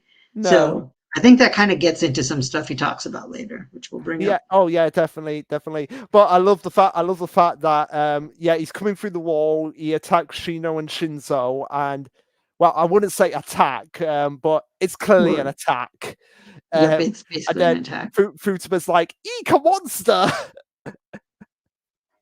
So, Yeah, and then we find out that since he has so many cell layers, the attack only tickles a little bit, and that's probably what the creepiest face that's been in the entire series. Just Nanao's like bucket bucket face. bucket face without the color on it, just like completely black, white, gray. Mm-hmm. Yep. Yeah. This was a good horror chapter. And yeah, I could just imagine like what's going through Tyler's mind right now. Like, And then we see him get to Kuichiro, and this is where we get to the meat of the chapter. oh yeah, Where I definitely. was thinking to myself, like, how is it gonna get to Koichiro? Because Yeah, Koichiro is like the top spy. yeah. So yeah. So you know that creature has a few tricks up his sleeve. Yep, and I'm gonna kind of skip all the things he's saying about the drug itself and the wall, but I think what's interesting here is that then now, like, we get to kind of see his feelings about the current situation going on, which seems to be like a repeat of what we're seeing in this arc, where every family member is kind of giving their thoughts about how they're dealing with the circumstances of the current arc, and that's very nice. And I also Yeah. like how they do it as not just singular entities, but as sibling pairs. And Oh did yeah, we call definitely. this one? I'm trying to remember because I know we talked about there was a Futaba Kengo one, and we were like maybe Nanao. Did we say Nanao Kuichiro in our predictions? I think we did say Koichiro and then and Nana now. I think we did because I was going to say we called this one. Yeah, so it looks like we might be getting Nana now next, which you know is going to be some like crazy scientist as like the maybe as like the fourth head of the Yosakura family. Yeah, which probably is going to be like some other random Oh no, woman. no, it wouldn't be the fourth head because the fifth head was Keigo. So it might be the sixth head Maybe. I don't because know. the sixth or seventh head because I know that We know eighth Mutsumi's and nine. Mutsumi's grandmother is the eighth head, and then her mother's the ninth head. Yeah, and she's 10. Yeah, So yeah, it's got to be 6 or 7, probably. yeah. Because wait, yeah, because Nanau's the youngest, so it has to be uh, the like the seventh one. Then, so yeah. Maybe I'm trying to count because we have Kutro, then we have. So Futaba was the second one, and then Yeah, Kengo Keigo was the was fourth. no, Keigo was the fifth one. Oh, was the fifth. I'm sorry. Yeah, So Kengo's the fifth, and then yeah, okay, yeah. Then I guess it would have to be the seventh. All right, yeah, seventh head is probably going to be a mad scientist. Cool. yeah. And I mean, also probably going to be a woman because it's always a woman. Yeah, well, yeah, Um, they're all women. The heads of the Otakura, they're all women. Yep. So, Yeah, female mad scientist. In a weird way, Yozakura did what Dr. Stone didn't do that I wanted it to do. How you about want an that? evil female scientist. Yeah, we're gonna get that, but not the way I expected it. Yeah. So we have Koichiro saying you tend to be quite down on yourself. You even try to prioritize the family business over continuing your education. Sacrificing yourself for the sake of the family is stupid, don't you think? And yeah, what Creature is saying here is actually quite true because there are people that are like that, and it's like, yeah, just think about yourself for once. Yeah, and I think it's like a nice touch coming from like the youngest brother to like the oldest brother, and how like because he's obviously kept an eye on him this entire time, as he likes to point out twice that Yeah, he is the oldest brother, kind of like yeah. Tanjiro from Demon Slayer. Oh yeah, definitely. And Nana was saying like it's the opposite Creature. Everyone coddles me because I'm the youngest, and then he's like, no, you're just too harsh. You're just too harsh on yourself, and your siblings grew up and moved past you, and you've always tried to keep up with them. It's made you impatient. You've used your body for rash experiments, and this overly strict management of the family's health is part of that. But it's indisputable facts that we're consistently being saved by. Yeah, they really are. Like Nanau's basically being always saved by it's always saving them, always making sure that they're all fit and healthy. Because I think without him, they they probably wouldn't be as effective as they are. Yep, and I mean it's one of those times that the healer gets his due, so Yeah, that's always nice to and see. also a time when it's like, yeah, even though you're the youngest, that doesn't matter here because it's like, who cares about who's the oldest and the youngest? I'm saying that as the It's oldest, the so it means it's true. But yeah, he's being incredibly contradictory. But there's nothing contradictory about that. I'm the eldest son. Yeah, so it's basically, I think this is what Koichiro is trying to as an say older here. sibling, I can kind of relate to that. It's like it doesn't matter that I'm older than you, and you could trust me because I'm the big brother. Yeah, but So what I I think can relate to the sentiment. Yeah, but what I think Koichiro is trying to say here is like, yeah, we're all as important as each other. There's no like, oh, I'm the oldest, so I'm better than all of you. Because I think because Koichiro is basically saying here to me, this is why I'm interpreting that he knows he's not as good as the now when it comes to like medicine and science and all of that. Yeah, and I do agree with that interpretation. Yeah. And I also love the artwork in the next page. They always do like this really soft art when in these like Oh, serious emotional moments. whenever he does this soft art, it's just like brings out, for lack of a better word, the beauty of the series. Yep, I think that's a good way to put it. And he also puts away the needle because I guess he decided that it's too painful to use. So then they came out with uh, an I, elixir, Nanao Bull, no, apparently. no. Oh, it's not meant to be a Red Bull reference. Yep, yes, it is. All right. In Uh, Yeah. I don't know if that was the translator or if the original Japanese kind of fit that theme, but either way, it's a fun joke. Yeah, it's a fun joke, and it's made from herbs and natural ingredients. Is more effective than his vaccine, and you only have to drink it. Yeah, of course, Koricho is going to be the test subject, and of course, it's going to be like, no, I'm getting out of here. Yep. And instead of And paying then his this siblings, really, of course, don't like him, so they pin him down and make yeah, him drink it. of course they don't. So they put him down, and instead of paying, it's really bitter. Yeah, But then and we then just we just see the other members of the family that weren't involved in this chaos is playing poker. Yeah, but no, no, oh no, the maid's gonna have to have it as well because she was out. So yeah, she's gonna have to have it. Yeah, probably. True. Yeah. Although, So, wait, the one thing is, I think with this drug specifically, I thought that it only works for Yozakura family members, but I don't know. Maybe no, he no, can make no. a version for it. He specifically points out where he says excluding Mutsumi, who is currently recuperating. Ayaka, who is out, so yeah, it pretty much can't because Tayu's not a Yosakura, No, hang on. Let me just see. Medicine. See, hang on. If you go to page 15, he right? says that medicine is specialized for the Yozakura family, a compound made from antibiotics and somine. It's expected formulated using your liver enzymes.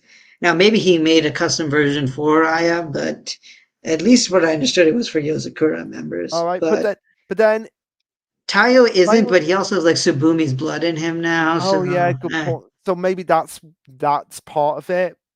yeah, that's how Yeah. I interpreted it, but I could be wrong. It doesn't really matter. That part doesn't matter. No, no, it doesn't. So yeah, pretty just good slice of life character development chapter, and really, really hopefully next week we get the introduction to another head of the Yosakura family.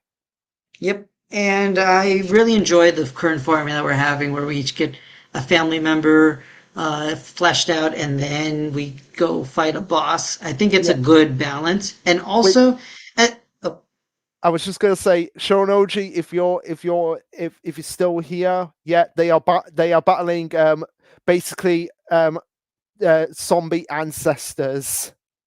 yep, that's what's going on.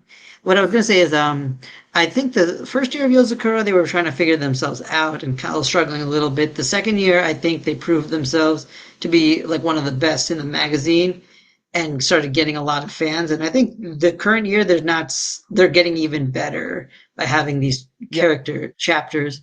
So, yeah, I think Yozakura is in a good spot, and I hope with all the character fleshing out, it's not going to end anytime soon. I don't think it is gonna end anytime soon. I really don't. Like there's still way too much to be explored. Like we still have to figure out like why did Tayo's family die in the first Yeah, we still chapter? have to do Taya's family stuff. And there's a lot more they could do. I know we still have to do Taya's gold spy Yeah, exam at some point.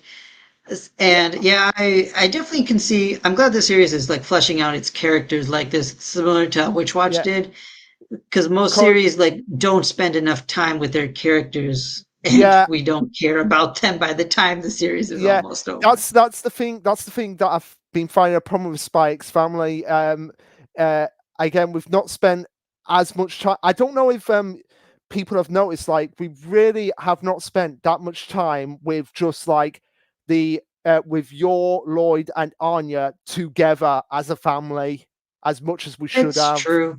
It's kind of weird if you think about it. Yeah, But yep, Whereas Yozakura has a much larger cast. Like it's got the 7 Yozakura siblings, it's got Tayu, it's got but they've all had like moments to shine and moments of interaction with each other. So like the relationships between each of the characters. yep. And we're starting to get more of that. Yeah. So yeah, that is Mission Yozakura Family. Really enjoyed it. And now since Shonoji's here, we can move on to the grand finale. Dr. Dr. Stone. Stone. And since you are here, Shonoji, I'll give you some quick things on some of the other stuff you kind of missed. With Black Clover, we thought it was a pretty good chapter, and Luke was happy to get a chapter with the captains getting bodied because that's what he predicted. Duran, I think we enjoyed that we're starting, or I really like that there's a big boss, Mononosuke, that we're going to fight now and who's personally connected to the protagonist. So we finally have a story arc to look forward to. And I don't think it's anywhere close to being axed, even though some people are saying that. Ayashimon was great, a great establishment of Dopo as a villain. And I think even it's interesting to learn more about the family of the mafia. I think there's some look at some theories about Dopo and Ua's connections as potential family members. And then MHA, it was decent enough. And yep, that's what you missed. Yeah. And also as well, OG, I am nearly caught up with Undead Unluck. I'm in the spring arc at the moment, and after that I am going to be doing Eden Zero. I am going to be reading Eden Zero. Yep. And I know you read Undead Unluck as well. And yes, Undead Unluck had quite a great chapter for its second anniversary. Man, that was one hell of a chapter. And of course, Jujutsu Kaisen was my chapter of the week and Sakamoto Days was a close second. Great action chapters. But yeah, so yeah, Dr. Stone. Let's get to this. So yeah, I just want to make like a joke here because from like just in reference to a game that I play continuously, which is set in space. Dock denied. Destination is in hostel. So like you can't. The dock is not going to work. I just wanted to make that quick joke reference there, just because of the title Okay. of the title of the chapter, docking. I don't But know yeah, what game you're talking about, but okay. it's a game called Freelancer. Oh, okay. That sounds familiar, actually.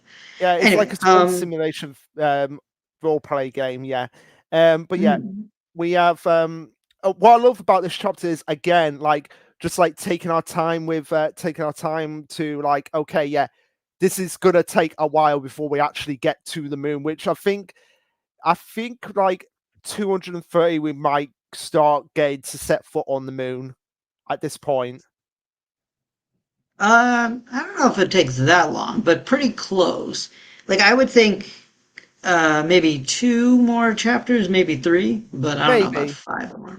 Maybe, but we'll see, we'll see. But I'm just guessing, like, if one thing if one thing nearly failed in this chapter, then a whole bunch of other things could fail as we'll get into it. So yeah, There is we that possibility, and I was thinking because you did point out that the fifth anniversary is in March. That the first chapter in March, if it was either, I mean, if it's landing on the moon, that would be cool. If it's fine, like at the Y Man's base, that would also be good.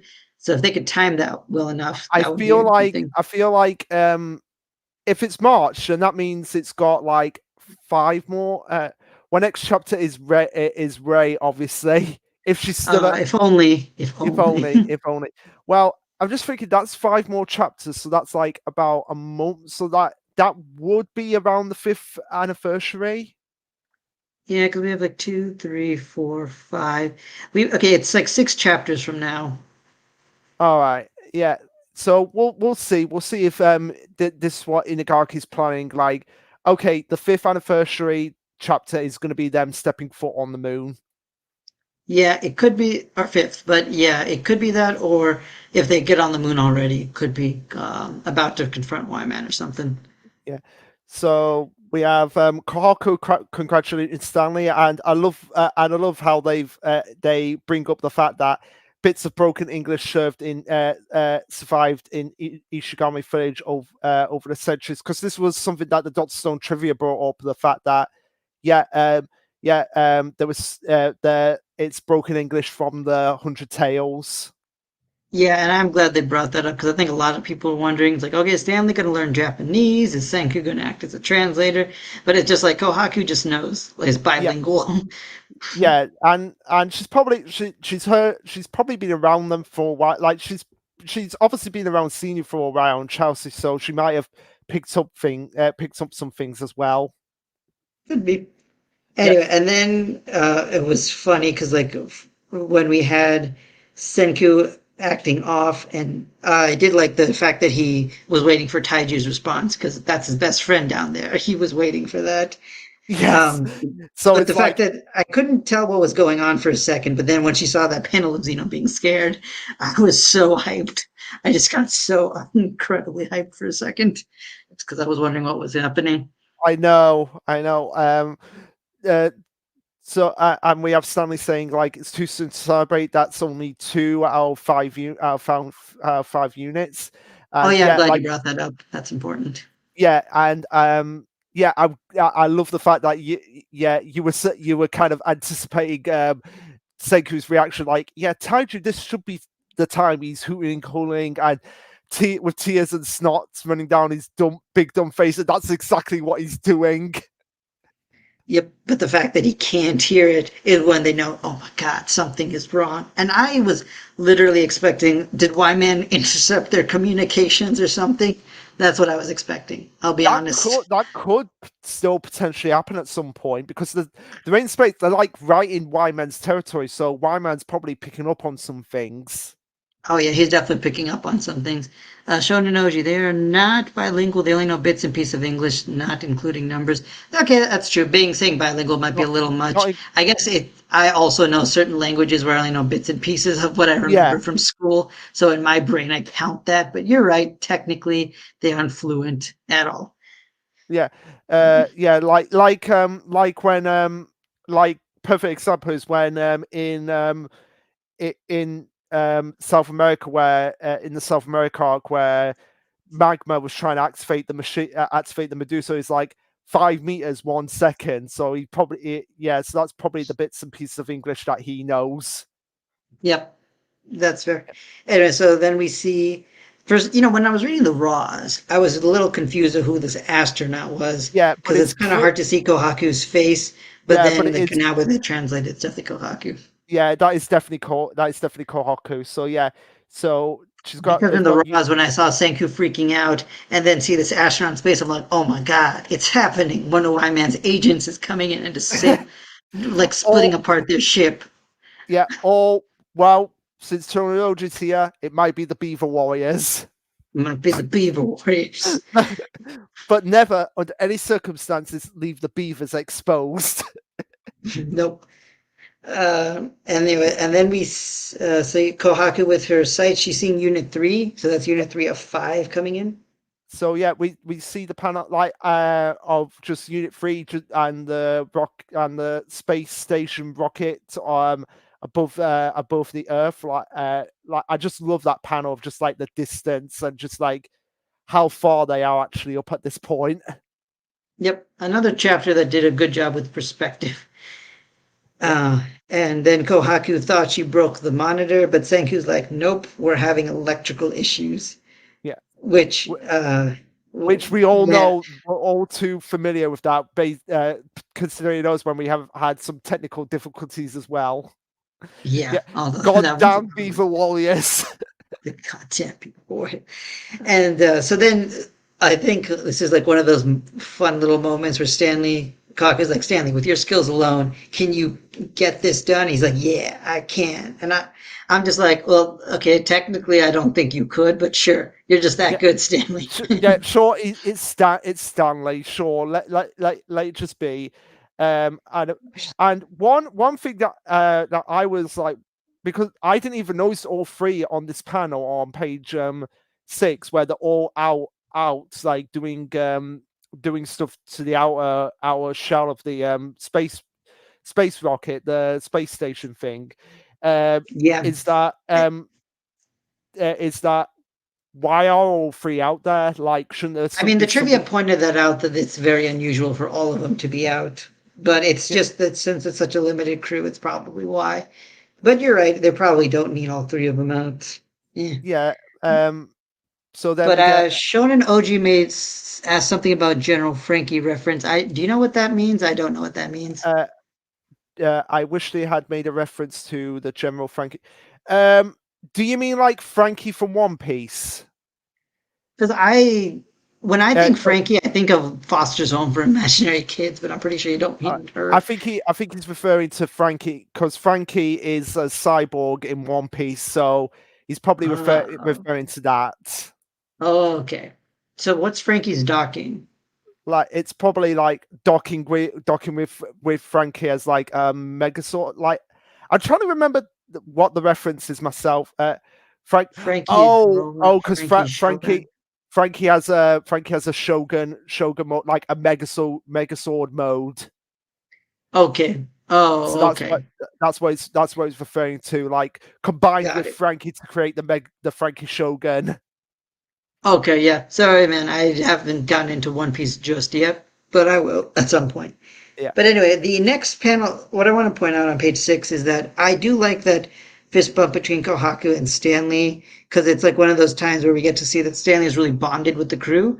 But I also think it's another one of those times where I wish we saw more of Stanley doing that rather than just having these moments like with these fist bumps. Because it doesn't hit as hard. I think we could have done with an extra chapter of just Stanley, Senku, and Kohaku in space, just talking to each other. Like, just like Senku asking Stanley, it's like, why couldn't you have just let us take Sinu to where we were going in South America? And Stanley could have been like, well, you guys came in, stole my leader, and then buggered off. So what did you think was going to happen?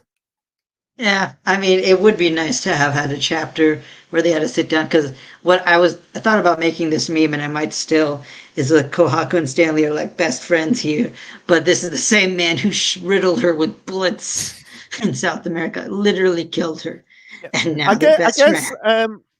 I guess it's kind of a reference to that, like Stanley respects Kohaku for tendency and bravery in South America.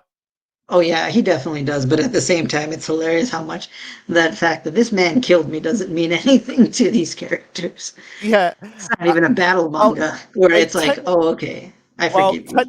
technically they don't, because they said like, if Senior cooperates with us, then we'll pardon Stanley of all his crimes. And since Stanley is cooperating with them, they're probably like, no hard feelings now.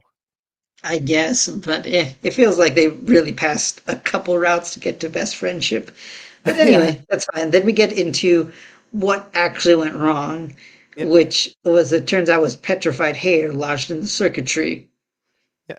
And And how did that petrified hair get in there? Who was responsible? yo, It, it yep, always comes back to the president of the station of the United States of America, the patronage, which Shonen OG are making a reference to your video on the unsung heroes of Doctor Stone. But okay, here was my thing with this. First of all, this was hilarious and very much in Yo's character. But second, I think this is like one of like my minor nitpicks with this chapter, where I kind of wish, again, this was something we saw. Like when we first saw the clean room, it should have been like Yo just going in saying, "Hey guys, how's it going?" And everyone's like, "Yo, you can't be in here. It's a sterile room," and explaining like why they're in a sterile room and what the room is. Because then if we saw that, we could have predicted, okay, Yo going into a sterile room, that probably could lead to something. And then we could have seen this coming. Instead, this is just kind of, because I don't think we saw this at all. Yo going in No, and we messing didn't. up with it. We didn't. Yeah, Like, so this maybe, is one of those maybe, symptoms of the. maybe if we had seen, Yo, yeah, like you say, maybe if we see Yo in there, and just being like, "Hey guys, I just want to see this up close. Can you let me do that?" It's like, okay, fine, but make sure you don't touch anything. Yeah, it's one of those things where I feel like since the Doctor Stone arcs have been going faster, getting closer to the end, they haven't been doing as careful a job as they usually would. Because I feel like this wouldn't be a problem in earlier Doctor Stone. We would have seen this happen and then lead up to it. Because obviously Inagaki planned for the electronics to go wrong, but Yeah, did he just not think Yo would be the cause? Or if he did, because based on what we see, the petrification led, the it fact that might they have. used the petrification in the rocket is what led to this, along with Yo being in the sterile room. So we were right that something was going to go wrong because they decided to petrify themselves Yes, and go to space. So, I give ourselves that one. yeah. We were I right guess. about that. Yeah, I guess we were. Because I always said, like, it's kind of dumb that they would petrify themselves just to go into space. Especially considering what happens near the end of this chapter. Yeah. So we have Yeah, and then Senku Senku sweating. says trial and error. That's how we make progress with science. We should have moved after being petrified. Basically, he's saying we shouldn't have petrified ourselves, is what I got from that. And I'm like, Yeah. yeah, Senku, you're right. You shouldn't have done that. That was Yeah. dumb. So I then we mean, that's have, what Inagaki wanted. He wanted to set up a situation where something would go wrong. yeah. So, So we have the basically the electronics going bust, and the docking screen just went blank, just went dark, which again leads me to believe like this might take a while, because they'll have to repair the electronics, won't they? yeah, that someone else pointed out that next chapter they're going to have to do some repair work. They're probably going to have to, either they sent up some stuff or they're going to Which have to send up some oh things. oh hold that thought. Just hold that thought until we get to it. Until we get to the end of the chapter. Hold that thought. Um, Okay, I will. because Then you've just Unit 4 is on its. yeah, because you've just added to my theory of what might actually happen. Oh, cool. So yeah, So uh, then Unit 4 is on its way. Senku says there's no way we can fix this. We don't have the supplies because they don't. And so then I think then we see that the Unit 4 self corrected somehow. We were wondering, how did that happen? And then I like the explanation that Unit 4, and honestly, this is one of those times where this is just super convenient that the next unit was like the lunar lander. So yeah, there was room for people to show up. But this is another prediction I think we called because it's like something's going to go wrong and someone has to go up and help with the ship repair. So it's another prediction we got, right? Yeah, that is enough prediction we got right, and I just love the panel of just like Stanley and Corker just looking out there like, that's odd. Yep, it Yeah, is. And then but who would be the only person insane enough to do this reckless maneuver? and of course it's Ryusui, Spaceborne at last. The which outer makes sense. space is mine, all mine. Which makes sense why we didn't see him in the last chapter. Yep. Yes, it does. Because he hitched a ride to do He hit. this. I love his new costume, by the way. Oh yeah, So his cool. new costume is so sick, and yeah, our space is yours, Ryusui. So like, you finally decide the stars even for yourself, and you finally got it. So here's something I want to say about this before we keep going. Well, a couple things. Number one, I made a joke in a different Discord I'm a part of that this is like capitalism eventually taking over outer space. Dr. Yes. Stone is predicting the future. And second, the some people I noticed on the Viz website commenting said that the fact that Ryusui is now in space, they feel like it took away from that emotional moment that he had when he couldn't go into space because Stanley had to take his place. But for me, it doesn't. Because number one, that moment still told us how much Ryusui wanted to go into space, so that helps this moment feel much greater than it would have otherwise. And two, it explains why Inagaki had Ryusui stay grounded and train as a backup pilot, which he said he was doing, because we needed a backup pilot. So Yes, this was we all did. perfectly set up. So I don't know what people are complaining I about. really don't either. As well, like this was perfectly set up. It was perfectly foreshadowed.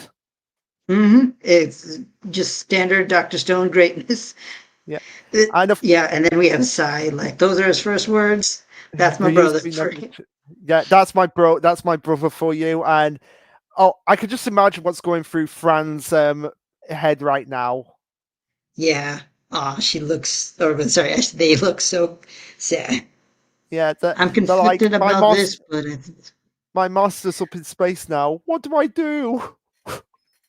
Which oh man, they know how important this was because they were there when Ryusu was crying. Yeah, I know. Which, if this is going to happen, by the end of the series, if there's one partnership I could see, aside from Chrome and Rui getting together, Ryusui and Fran, I could. A lot of people do have that ship going, and I wouldn't mind it. But I mean, I also don't know if how much I need it. Compared to like Ruri, like Yuzu and Taiju, I like need that yesterday. Yeah, it doesn't need to happen, but if it does happen, it wouldn't surprise me. Yeah, I can go with that. And yes, Shonen OG, I can understand your confliction, but frankly, I think the pros greatly outweigh the cons because I think the only reason some people are a little upset is because this arc and honestly, Dr. Stone since Brazil in general has been so fast paced that it hasn't even been that long since we had that Ryusui moment. So I think that's part of the reason why. But I think it was set up well enough that it's overall a good thing. Yeah, it didn't need to be like as hammered in as something like the Tsukasa moments as well, because it was kind of like we kind of had a feeling that Ryusui one way or another was going to get to space. Yeah, I think that's the other thing. It doesn't like bother us so much because we were still coming up with ways that the other crew members could get into space, and Mike still. Because you already know my idea, Shonoji, and we'll get to it at the end of the chapter. Now, a lot of people have been bringing up points, but I will count them as we go along. But yeah, we have Nikki saying, think they'll get the gist that Ryusui's attempting the docking himself. They're still coming through loud and clearly on the radio, but they can't hear a thing. And Sinu's like, "Oh, worry not. We speak of Earth's most elegant trio of astronauts." Yeah, and I want to point to something out here is the fact that Senku and gang can't hear anything that's going on. And I think that's something important I want to bring up a little bit later. And also, the other thing is, I think from this panel, we can assume that Ryusui didn't just do this on his own, right? This was definitely like planned, Yeah, right? definitely For planned. Yeah, okay, because that also brings up some questions by itself, but we'll yeah. talk about that. So we have Um, a machine inside a spacecraft that it uses spinning wheels to rotate the craft via gyroscopic gyroscopic. principles, and piloting that by reviving the engine ain't impossible, but it'll build through. Um, he'll be burning through precious fuel. This again just adds that yet something else is going to come up as well. Like if Ryus was using that much fuel, then something might actually have to come up again as well. Yep, and that is also something I think that could mean that they might have some fuel problems on the return trip. Yeah, But Shonen owner's comment, my concern is this. Ryusui made a deliberate choice to have Stanley go in his place. It was a sacrifice, so for that sacrifice to be on, feels a bit off. Not considering the hype of that scene. I see what you mean, because there yeah, was like a sacrificial moment, but in my opinion, he still made that sacrifice. It's not like he intended to go to space otherwise. So the sacrifice was still made and he felt all the emotions of it. But the follow up to that is that even though um, even though like he still got to go to space, ultimately he got his dream fulfilled. That kind of leaves the opportunity for more things down the line, and I feel like both those things kind of outweigh Ryusui just kind of being written out of the story practically till the end of the story. yeah, So yeah, yeah. I say again, pros outweigh the cons greatly, and I do say the cons to an extent, but not to the extent that I think some fans have. Yeah, I agree. I agree with you. And yeah, like I said, the fact that um, yeah, Ryusui made that sacrifice, but it's still in his character to be like that. Like if he's gonna find a way to go to space, he is gonna find a way to. He is gonna take that opportunity, no question about it. Yep, Yeah. that is also Uh, true. And then we get onto the next page where, like, Ryusui is directing it. He's adjusting the craft's angle. And this is where I get a little confused because Zeno says it was beyond him to make another unit before they launched it. So what confuses me is they send Ryusui out without a plan of how he could potentially redirect the thing, or did Ryusui take it upon himself to go, and then everyone just figured it out after the fact? Because like that one line is making me think that Ryusui did everything on his own, which is I'm both guess reckless and also kind of awesome. I'm guessing he did everything on his own because we have seen him like do reckless things on his own before. Yeah, so I think that this means that Zeno didn't send him out. That's kind of what I wanted to confirm with you in our discussion. That Yeah, Ryusui did this like on his own accord. yeah. I feel like he did do it of his own accord. Yep. Okay, makes sense. And then how is Ryusui directing it if Zeno didn't build another device? Yeah. He just starts Beyblading. Yeah. Just baby, let it rip.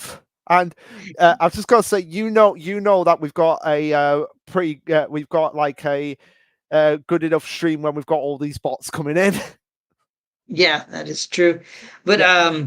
this spinning thing, it was hilarious. I Yeah. was so caught off guard because I'm What like, was okay, yeah, that checks out. Yeah.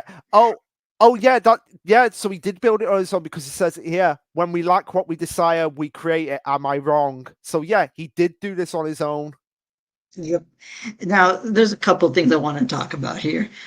One, it's hilarious, and only Ryusui could pilot a ship while spinning in circles. That's just Yeah. how amazing a pilot he is.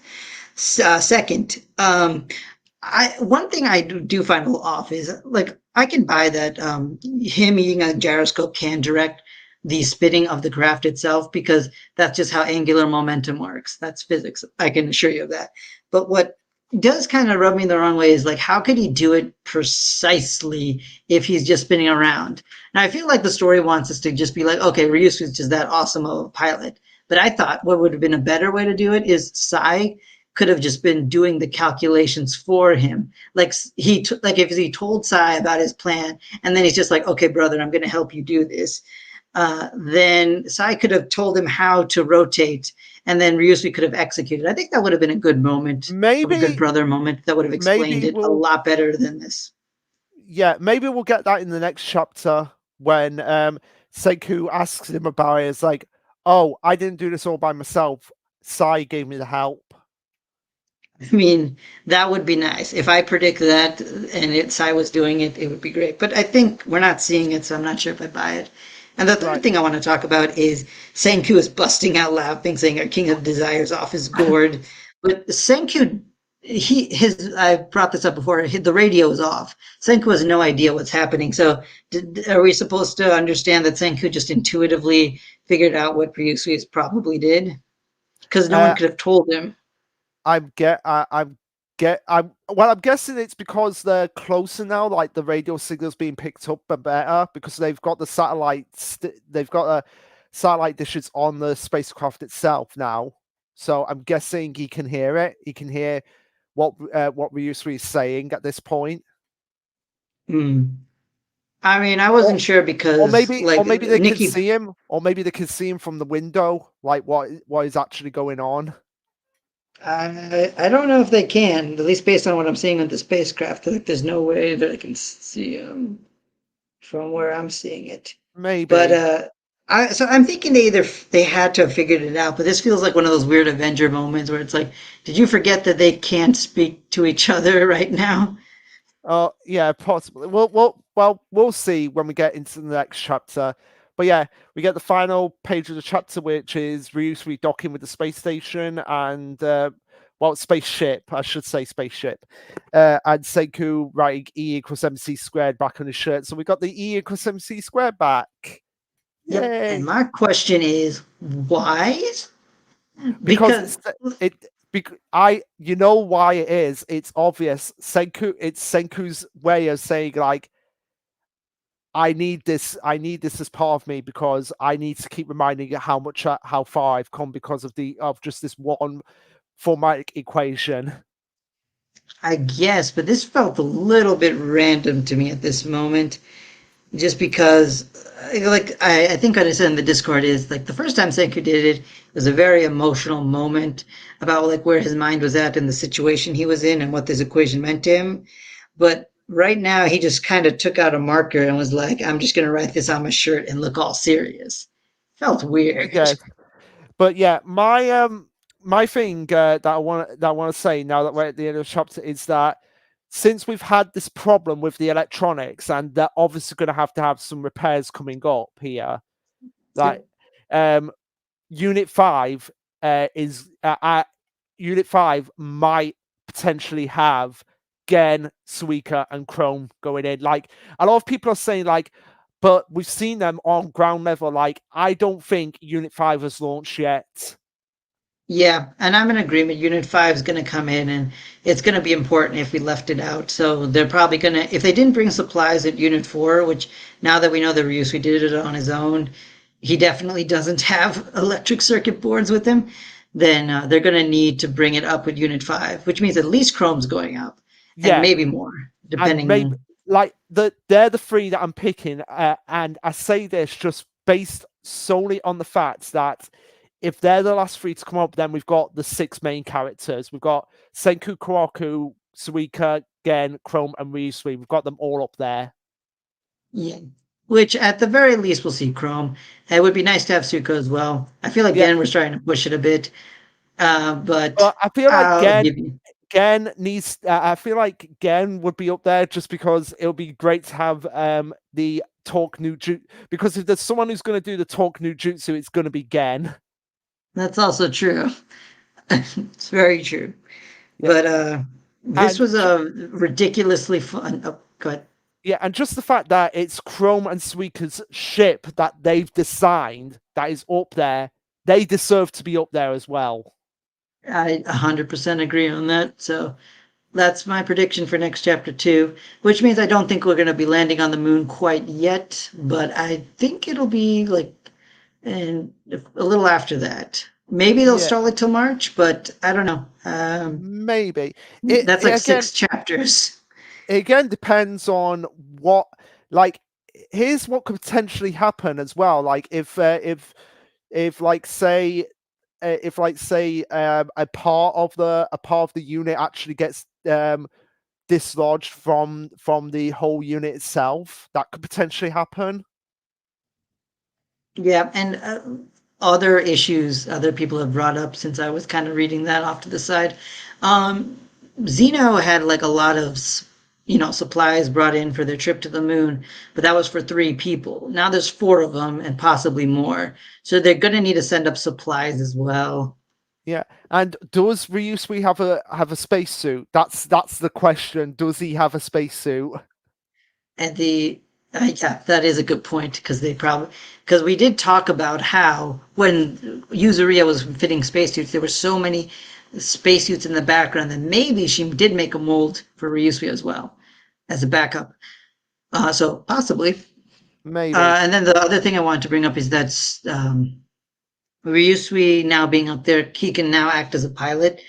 Uh, this unfortunately might lend more credence to the theory of Stanley's demise up in space because now they have a Oh pilot to bring him no, back. no, you can't. You can't. We have to have the moment confirming that Stanley and Sinu are a couple. We have to have that moment. We But can't if we have have it before they die, it's going to be a burying the case moment in if the if story. if Sinu just said if Sinu says to Stanley, right, when you get back, we're going out together. Like if he says that, I'm just like, oh my god, no, no, you've put the hole in the you've put the nail in the coffin now, Sinu. If he says that, Yep. I mean, I'm just pointing it out because that is a good thought. There's a lot of signs for Stanley, unfortunately, which, yeah. man, And it's going to be sad. actually, if Shonen, if you're still here, you can that you can have that. You can have that for a video if you want. Like, will Stanley survive? Will Stanley survive this battle against the White Man? 'Cause, I mean, there's like a lot of other evidence that was pointing to it. But yeah, for anyone who's stuck around, thanks for sticking with our 3 hour stream. Yeah. We appreciate it. And I think we had like a very good collection of chapters, even among what we didn't talk about. Oh yeah, And definitely. looking forward to next week where we'll do this all again. And thankfully, there's no breaks. And we'll also get Ayakashi Triangle, hopefully, from fan translations. I wouldn't be surprised if Stanley did end up dying. Okay, yeah, yeah, but still, I still want that moment where it's confirmed that Sinu and Stanley are a couple. Yeah, see you later, Sean OG. Peace. But yeah, Yep. Thank you for stopping by. thank you for stopping by, and hopefully, fingers crossed, we'll get Ayakashi being back on the Fizz website and the Shonen Jump Plus app next week. Hopefully, We fingers get 3 chapters in a row without them. At that point, it's like we just need to start making petitions or Viz selling the rights to Ayakashi to Yeah, somebody else because if you we get aren't worth. yeah, if we get 3 in a row, then we're probably just gonna have to accept it and just be like, okay, we're gonna have to just delay talking about the chapters until they can actually get translated. Yeah, I guess, but then this is such bad timing with the anime announced, and it's like when people are gonna be like, "Oh man, I want to read the Ayakashi manga. Where is it?" It's like, well, there's no more official translations coming out. Yeah, but what can you do? Yeah, I'm just waiting for the day where they are just going to be like, yeah, we're going to pull it all the way off our vaults altogether. And then I'm going to be like, come on. Yeah, well, yeah, like I said, what can you do? But anyway, guys, thank you for tuning in. It was a great stream. Really loved it, and looking forward to coming back and doing this again next week. So until then, peace.